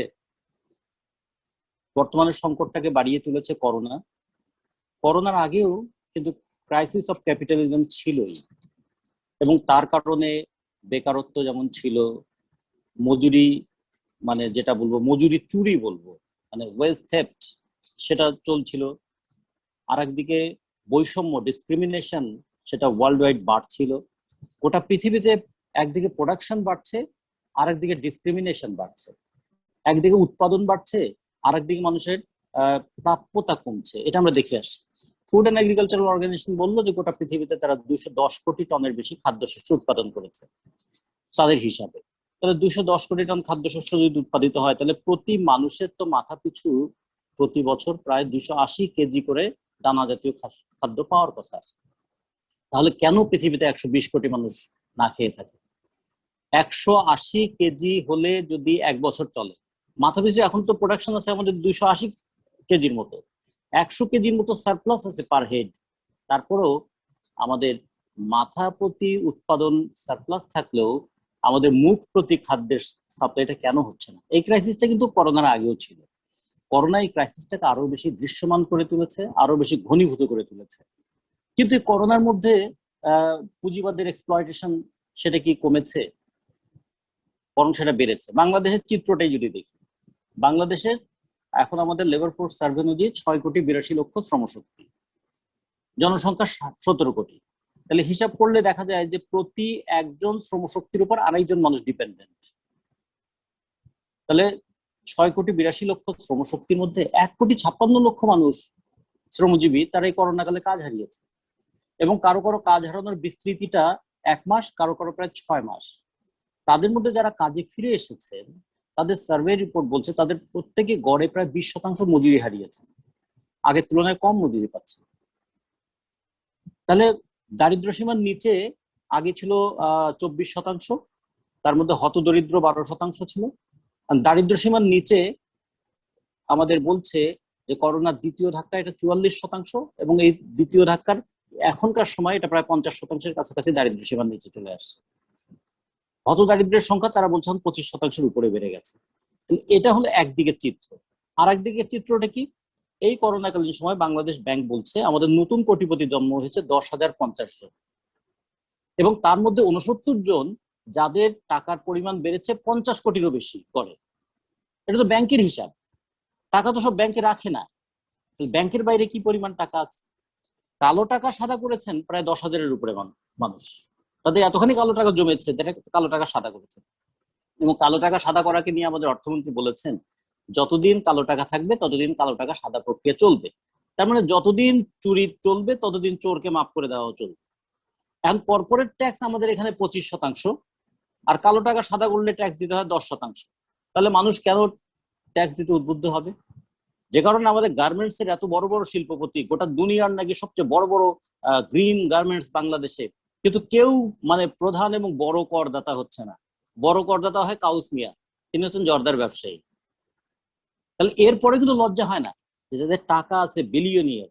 আমাদের এখানে 16টা প্রতিষ্ঠান দেখানো হয়েছে যাদের বার্ষিক টার্নওভার $100 কোটি বেশি, মানে 1 বিলিয়নের বেশি, এরকম 16টার উপর প্রতিষ্ঠান আছে। তারা কোথায় কর দিচ্ছে, কোথায় তারা ট্যাক্স দিচ্ছে, বরঞ্চ তারা কতটা ট্যাক্স ফাঁকি দিচ্ছে। এগুলো যেমন একদিকে চিত্র, আর একদিকে যেটা বলছে যে 20% শ্রমজীবী, মানে শ্রমজীবীদের আয় 20% পর্যন্ত কমে গেল, আর সেই সময় আমাদের মাথাপিছু আয়টা বেড়ে গেল। মাথাপিছু আয় গত বছর ছিল $2,064, এবার বাজেটের প্রাক্কালে সরকার বললেন আমাদের মাথাপিছু আয় এখন বেড়ে দাঁড়িয়ে আছে $2,227। তাহলে কি দাঁড়াচ্ছে যে প্রতি পরিবারের মাসিক আয় দাঁড়ানোর কথা 77,945 টাকা। তার স্বামী স্ত্রী দুইজনও যদি চাকরি করে, 5 সদস্যের একটা পরিবারে 77,000 টাকা আর্ন করে, এরকম কয়টা পরিবার বাংলাদেশে আছে? তাহলে মাথাপিছু আয় আছে, পকেটে সে আয়টা নাই, তাহলে সেটা কোথায় গেল? এই গিয়েই তো কোটিপতির জন্ম হয়। ফলে এরকম একটা পরিস্থিতিতে আমরা দেখছি বাংলাদেশটা চলছে। গোটা পৃথিবীর সঙ্গে বাংলাদেশে এখানে খুব বেশি পার্থক্য নাই। পুঁজিবাদ যেখানে আছে, পুঁজিবাদের বৈশিষ্ট্যগুলো নিয়ে তারা অবস্থান করছে। শক্তিশালী পুঁজিবাদ হলে বৈশিষ্ট্যটা বড়, আর দুর্বল পুঁজিবাদ হলে বৈশিষ্ট্যটা একটু ছোট মনে হবে, কিন্তু বৈশিষ্ট্যটা একই রকম। এবং এই ক্ষেত্রে আমরা দেখলাম যে প্রেজেন্ট ক্রাইসিস গুলো কি, যেমন আনএমপ্লয়মেন্টটা বেড়ে গেছে, লং ওয়ার্কিং আওয়ার এটা ক্রমান্বয়ে বাড়ছে, এবং সরকার আইন করে ঘোষণা দিয়ে বলছে যদি কর্মঘণ্টা বাড়িয়ে কাজ করানো হয় তার জন্য যে ডাইভ, তাদের যে ইন্সপেক্টররা পরিদর্শন করবেন, সেই পরিদর্শনের তাদের ক্ষমতাটাকে রহিত করে দেওয়া হলো। তার মানে তারা লং ওয়ার্কিং আওয়ারে তাদেরকে কাজ করাতে পারবে। লো ওয়েজ আমরা দেখছি, একদিকে করোনায় কর্মহীন হয়েছে, কর্মহীনরা তারা হয়ে যাচ্ছে একটা reserve army for the employers. ফলে সস্তায় শ্রমশক্তি পাওয়ার একটা নতুন জায়গা তাদের তৈরি হলো, এবং তারা বললো যেহেতু প্রচুর মানুষ বেকার আছে, ফলে অল্প পয়সাও কাজ করার উপরে প্রবণতাটা বাড়ছে। Vulnerability and risk of job এটা ক্রমান্বয়ে বেড়ে যাচ্ছে, যখন তখন কাজ থেকে ছাঁটাই করার প্রবণতা বাড়ছে। এবং সাথে সাথে শ্রমিকের অধিকার, লেবার রাইট যেটা আমরা অর্জন করেছিলাম, সেই অধিকারগুলো, লেবার রাইট গুলো কার্টেলমেন্ট হয়ে যাচ্ছে, ট্রেড ইউনিয়ন রাইট কার্টেল হচ্ছে। এবং আর একটা বড় সমস্যা হচ্ছে আমাদের এখানে, সরকার দেখাচ্ছে নাম্বার অফ ট্রেড ইউনিয়ন বাড়ছে, কিন্তু অ্যাক্টিভিটিস অফ ট্রেড ইউনিয়ন এটা ডে বাই ডে ডিক্রিজ করছে। গার্মেন্টসে এখন নাকি ট্রেড ইউনিয়নের সংখ্যা 1000-এর উপরে। আমরা জানতে চেয়েছিলাম কতটা ট্রেড ইউনিয়ন তারা কালেকটিভ বার্গেনিং এগ্রিমেন্ট করেছে। একটা ট্রেড ইউনিয়নও কালেকটিভ বার্গেনিং এগ্রিমেন্ট করে নাই। পরে তারা অ্যারেঞ্জমেন্ট করলো সরকারের সঙ্গে করে, 69টা প্রতিষ্ঠানে দেখালো, এবং আমরা খোঁজ দিয়ে দেখলাম সে প্রত্যেকটা ইউনিয়ন হচ্ছে মালিকদের তৈরি করা ইউনিয়ন। তার মানে একদিকে ট্রেড ইউনিয়ন গুলোকে অকার্যকর করে ফেলা হচ্ছে, আর একদিকে মালিকদেরই ট্রেড ইউনিয়ন তৈরি করে সেই ট্রেড ইউনিয়নকে শ্রমিকদের প্রতিপক্ষ হিসেবে দাঁড় করিয়ে ফেলা হচ্ছে। এগুলো যেমন হচ্ছে। আর একটা জিনিস হচ্ছে ইনফরমালাইজেশন অফ ওয়ার্কার। আমাদের এমনি তো ইনফর্মাল ওয়ার্কারের সংখ্যা প্রায় 86%। ফর্মাল যে ওয়ার্কাররা ছিলেন তারাও এখন ইনফর্মাল ওয়ার্কারে রূপান্তরিত হয়ে যাচ্ছে। হায়ার অ্যান্ড ফায়ার পলিসিটা ক্রমান্বয়ে বাড়ছে, এবং যেটা বলছে যে আউটসোর্সিং, এই প্রবণতাটা অনেক বেড়ে যাচ্ছে এবং লাইফ টাইম জব সিকিউরিটি বলতে যা সেটা আর কিছুই থাকছে না আমাদের এখানে। এর ফলে কি দাঁড়াচ্ছে যে আমরা গোটা দুনিয়াতে দেখেছি যে কোনো ডেমোক্রেটিক মুভমেন্টের সঙ্গে ট্রেড ইউনিয়নের একটা বিরাট ভূমিকা ছিল, অ্যান্ড ট্রেড ইউনিয়ন নিজেই তার ডেমোক্রেটিক রাইট হারিয়ে ফেলেছে। ফলে ডেমোক্রেটিক মুভমেন্টটা উইক হয়ে যাচ্ছে এবং undemocratic attitude of the government এবং স্টেট দুটোই সেখানে বাড়ছে। ফলে শুধু ট্রেড ইউনিয়ন রাইট কমে যাচ্ছে তা না, ডেমোক্রেটিক রাইটটাও আমরা কিন্তু ক্রমান্বয়ে হারিয়ে ফেলছি। এবং এই ক্ষেত্রে আমরা যেটা বলছি যে আগামী দিনের সমস্যা যেটা দাঁড়াবে, এখন তো তারা বলছে যে ফিউচার হচ্ছে রোবোটাইজেশন, কিন্তু রোবট তো কিছু কনজিউম করবে না। ওয়ার্কার তো একদিকে প্রডিউস করে, ওয়ার্কাররা হচ্ছে সবচেয়ে বড় কনজিউমার। আমরা একবার হিসেব করে দেখিয়েছিলাম যে বাংলাদেশের গার্মেন্টসে 40 লক্ষ শ্রমিক, তারা যদি প্রত্যেকে 1000 টাকা দামের একটা জুতা ব্যবহার করে তাহলে আমাদের 400 কোটি টাকার জুতা স্যান্ডেল বিক্রি হয়। গার্মেন্টসের মালিক হচ্ছে আমাদের 3000, প্রত্যেকে যদি 20,000 টাকা দামের জুতাও ব্যবহার করে তাহলে তারা মিলে সব মিলিয়ে কত 6 কোটি টাকার জুতা স্যান্ডেল ব্যবহার করবে। 6 কোটি টাকার জুতা স্যান্ডেল এবং এই 20,000 টাকার দামের জুতা, সেটা তো বাংলাদেশে জুতা হবে না, সেটা হয়তো ইতালি থেকে আসবে, নিদেন পক্ষে চীন থেকে আসবে। তার মানে পুঁজিপতিদের টাকা বাড়া মানে দেশের মার্কেটে তার প্রভাব পড়ে না, সেই টাকাটা হয় দেশের বাইরে চলে যায় অথবা তারা বাইরের গুডস কনজিউম করতে শুরু করে। ইন্টারনাল অ্যান্ড এক্সটেন্সিভ হোম মার্কেটের ক্ষেত্রে শ্রমজীবী মানুষের মজুরি বাড়াটা খুবই গুরুত্বপূর্ণ। ফলে যখন রোবট দিয়ে উৎপাদন হবে, উৎপাদন করবো আমি 5 লাখ শার্ট, রোবট তো শার্ট করবে না, কর্মহীন শ্রমিক সে তো আর শার্ট করবে না, তখন কি হবে? এই প্রোডাকশন তো আবার ওভার প্রোডাকশনের ক্রাইসিসের মধ্যে পড়ে যাবে। ফলে আগামী দিনে বড় সংকট শুধুমাত্র শ্রমিক কাজ হারাবে তা না, শ্রমিক শুধু তার মজুরি হারাবে তা নয়, আগামী দিনে এত যে মেকানাইজেশন হচ্ছে, এত যে রোবোটাইজেশন হচ্ছে, এত যে প্রোডাকশন হবে, সেই প্রোডাকশনটা যাবে কোথায়? ফলে একদিকে ধনীর সংখ্যা বাড়বে, আর একদিকে কর্মহীন মানুষের সংখ্যা বাড়বে এবং সেই সময় একটা প্রচন্ড লড়াইয়ের যে প্রয়োজন হবে, সেই লড়াইয়ের প্রয়োজনের জন্যই আমাদের আসলে প্রস্তুতিটা নিতে হবে। যেটা একটু বলেছেন যে আমাদের people's are looking for what, তারা ইমানসিপেশনের জন্য, এবং সেই ক্ষেত্রে লিডারশিপটা কে নেবে? ওয়ার্কিং ক্লাস কিন্তু এই লিডারশিপ নিতে বাধ্য হবে, মানে উপায় নাই। এখন যেমন ধরুন এমন কোনো দিন আছে কি যেদিন শ্রমিকরা কোথাও না কোথাও নামছে না? করোনার এই যত আঘাতই থাকুক, শ্রমিকরাও তারপরে আন্দোলনে নামছে। সে চা শ্রমিকরাও আন্দোলন করছে, গার্মেন্টস শ্রমিকরাও আন্দোলন করছে, রিরোলিং মিলের শ্রমিকরাও আন্দোলন করছে, স্পোরাডিক বিচ্ছিন্ন বিক্ষিপ্ত আন্দোলন হচ্ছে। এই বিচ্ছিন্ন বিক্ষিপ্ত আন্দোলনগুলো আন্দোলনের মানে পথেই কিন্তু তাদের একটা ঐক্যবদ্ধতার জায়গা তৈরি হবে। ফলে আগামী দিনের যে রিলেভেন্স যদি বলি, রিলেভেন্স মানে ট্রেড ইউনিয়ন মুভমেন্ট ছাড়া কিংবা মানে ওয়ার্কিং ক্লাসের মুভমেন্ট ছাড়া আমাদের এই ক্রাইসিস থেকে মুক্তি পাওয়ার আর তো কোনো পথ নাই। ফলে রিলেভেন্স না, এটা necessity of movement, necessity of trade union organisations, necessity to fight, to withdraw, to overthrow the capitalist system। এটা যদি আমরা বুঝি তাহলে যেটা বুঝবো যে আমাদের এখানে লেবার পাওয়ার, বাংলাদেশে যদি দেখি এই লেবার পাওয়ারের মধ্যে প্রতি বছর শ্রমের বাজারে 22 লক্ষ শ্রমশক্তি আসে। আমরা শুধু তো আমাদের দেশে কাজ করি না, প্রতি বছর 8 থেকে 10 লক্ষ শ্রমিক তো দেশের বাইরেও যায়। পৃথিবীর 123টা দেশে আমাদের শ্রমশক্তি কাজ করছে, 169টা দেশে 1,23,00,000 শ্রমশক্তি বিদেশে কাজ করছে। এই করোনাকালীন সময় তারা কিন্তু আমাদের বাংলাদেশের অর্থনীতিকে চাঙ্গা রেখেছে, প্রায় $22 বিলিয়ন রেমিটেন্স পাঠিয়েছে, যে কারণে সরকার এখন গর্ব করে বলছে যে আমাদের বৈদেশিক মুদ্রার রিজার্ভ এখন সর্বকালের সর্বোচ্চ জায়গায় চলে গেছে। এটা তো শ্রমিকের টাকা, দেশের অভ্যন্তরে শ্রমিক কাজ করে অথবা বিদেশ থেকে শ্রমিক কাজ করে যে টাকাটা পাঠায়, এই বোধটা কিন্তু শ্রমিকদের মধ্যে ধীরে ধীরে তৈরি হচ্ছে। কিন্তু যেটা হচ্ছে না সেটা হলো যে আমি ব্যক্তিগত সচেতনতাকে যদি সাংগঠনিক শৃঙ্খলায় ঐক্যবদ্ধ করতে না পারি, কখনো কখনো ব্যক্তিগত সচেতনতা হতাশার জন্ম দেয়। সবই তো বুঝলাম ভাই, কি হবে? কিছুই তো হবে না। তার মানে যত বেশি সে বুঝবে তত বেশি সে হতাশ হয়ে যাবে। এর হাত থেকে যদি আবার শ্রমজীবীকে রক্ষা করতে হয়, তাহলে আমাদের আসলে শুধু রিলেভেন্স নয়, recognition of the working class এবং তাদের একটা ঐক্যবদ্ধ লড়াই, যে তাদের যে রাইটটাকে এস্টাবলিশ করবার জন্য এবং যে ওয়েলথ তারা প্রডিউস করে সেখানে তাদের শেয়ার পাওয়ার জন্য এই শ্রমজীবী মানুষকে লড়তে হবে।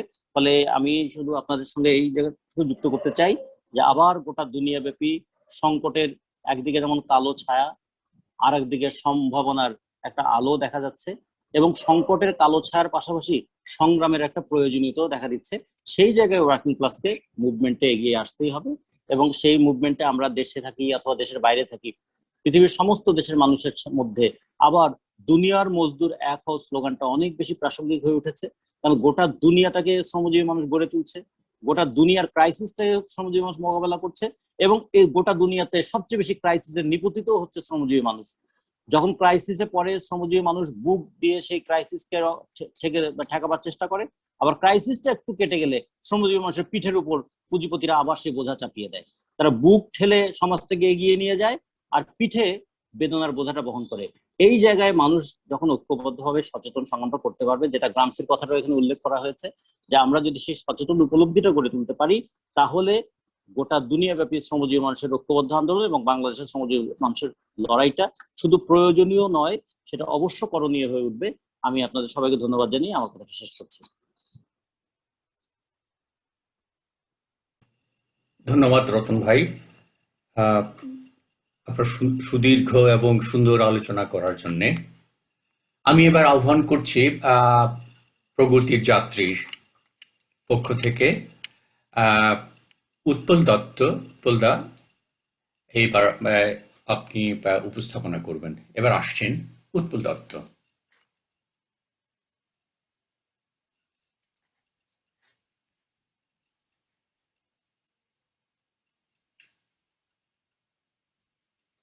আপনাকে শোনা যাচ্ছে না উৎপলদা, আপনাকে শোনা যাচ্ছে না।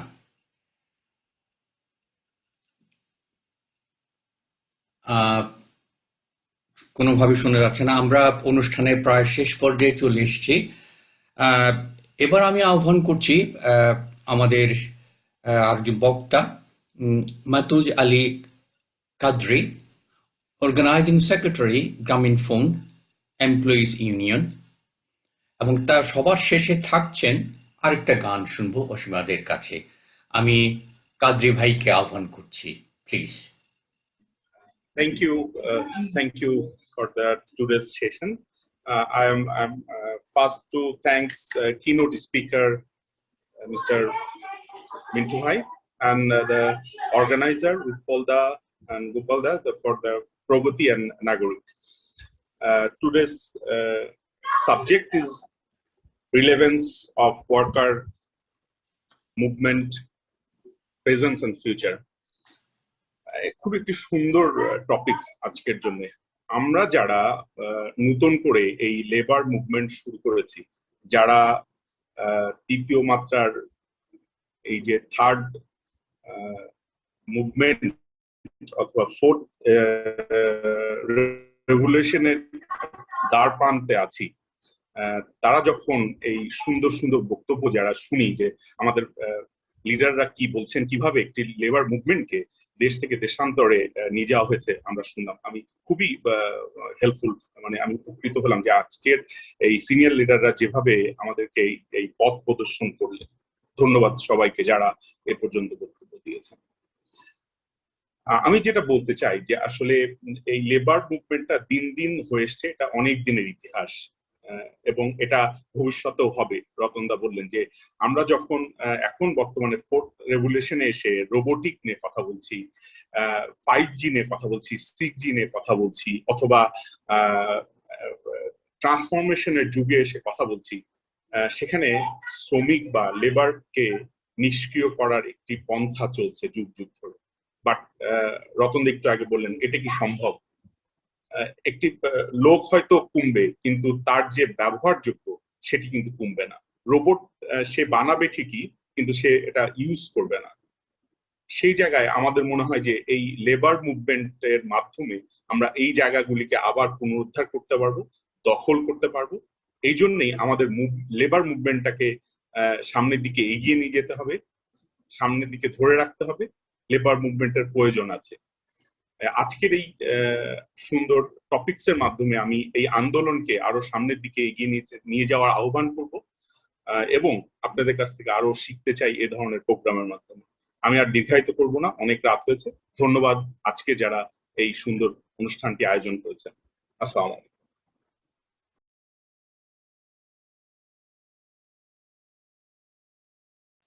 Thank you.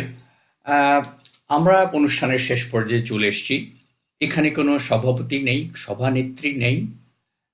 শুরু করলাম এবং শেষ করতে যাচ্ছি যথারীতি একটা গান দিয়ে শেষ করে ফেলি।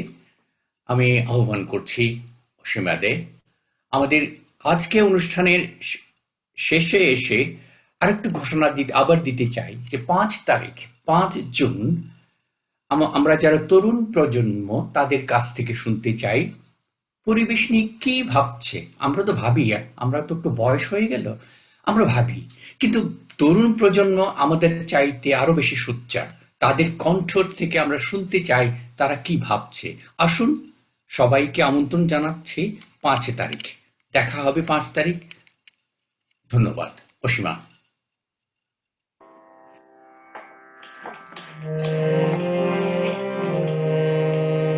মানুষ হক, মানুষ হক, আবার তোরা মানুষ হক। মানুষ হক, মানুষ হক, আবার তোরা মানুষ হক।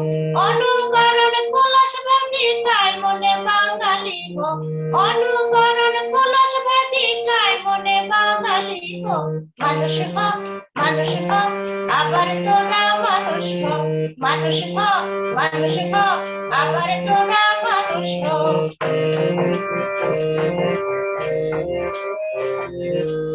শিখে নে দেশ বিদেশের গান, তবু হারাস নে ময়দান। শিখে নে দেশ বিদেশের গান, তবু হারাস নে ময়দান। বাংলা ভাবে পূর্ণ হয়ে সুধন্য বাঙালি হোক। বাংলা ভাবে পূর্ণ হয়ে সুধন্য বাঙালি হোক। মানুষ হোক, মানুষ হোক, আবার তোরা মানুষ হোক। মানুষ হোক, মানুষ হোক, আবার তোরা মানুষ হোক।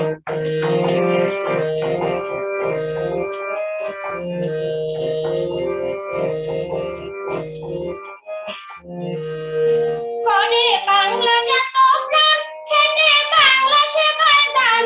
করে বাংলা জাত প্রাণ, খেটে বাংলা সেবায় দান। বাংলা ভাষায় বলি বলে, বাংলা ধাঁচে নেচে খেলে। বাংলা ভাষায় বলি বলে, বাংলা ধাঁচে নেচে খেলে। সুধন্য বাঙালি হোক, সুধন্য বাঙালি হোক। বিশ্ব মানব হবে যদি শাশ্বত বাঙালি হোক।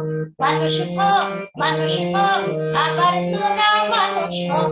মানুষ হোক, মানুষ হোক, আবার তোরা মানুষ হোক। অনুকরণ কলস ভেদিকায় মনে বাঙালি হোক। মানুষ হোক, মানুষ হোক, আবার তোরা মানুষ হোক। শিখে নে দেশ বিদেশের গান, তবু হারাস নে ময়দান। শিখে নে দেশ বিদেশের গান, তবু হারাস নে ময়দান। বাংলা ভাবে পূর্ণ হয়ে বাঙালি হোক। বাংলা ভাবে পূর্ণ হয়ে সুধন্য বাঙালি হোক। মানুষ হোক, মানুষ হোক, আবার তোরা মানুষ হোক। মানুষ হোক, মানুষ হোক, আবার তোরা মানুষ হোক। অনুকরণ কলস ভেদিকায় মনে বাঙালি হোক। মানুষ হোক, মানুষ হোক, আবার তোরা মানুষ হোক। মানুষ হোক, মানুষ হোক, আবার তোরা মানুষ হোক। ধন্যবাদ। ধন্যবাদ অসীমা, এবং ধন্যবাদ যারা আজকে আমাদের অনুষ্ঠানে যোগদান করেছেন, বক্তব্য রেখেছেন। সবাইকে ধন্যবাদ। এবং আমরা সমৃদ্ধ হয়েছি, আমরা জেনেছি অনেক কিছুই। আমরা শ্রমিক আন্দোলন আজকের অবস্থা কি এবং ভবিষ্যৎ কি হবে, অনেকেই সুচিন্তিত বক্তব্য দিয়েছেন, মতামত দিয়েছেন। আমি আশা রাখি যারা শ্রমিক আন্দোলনের সাথে সরাসরি ভাবে যুক্ত আছেন তারা সঠিক কাজটি করছেন এবং এইভাবে আমাদের সভ্যতাকে চালিয়ে নেয়ার জন্য, অর্থনৈতিক শক্তিকে চালিয়ে নেয়ার জন্য আপনাদের ধন্যবাদ। ধন্যবাদ সবাইকে। আমরা আনুষ্ঠানিকভাবে এই অনুষ্ঠান এখনই শেষ করছি এবং ফেসবুক তারপরেও আপনারা যা আলোচনা করতে চান অফ দ্য রেকর্ড আপনি করতে পারেন। ধন্যবাদ সবাইকে। শুভ সন্ধ্যা, শুভ সকাল, শুভ রাত্রি। ধন্যবাদ।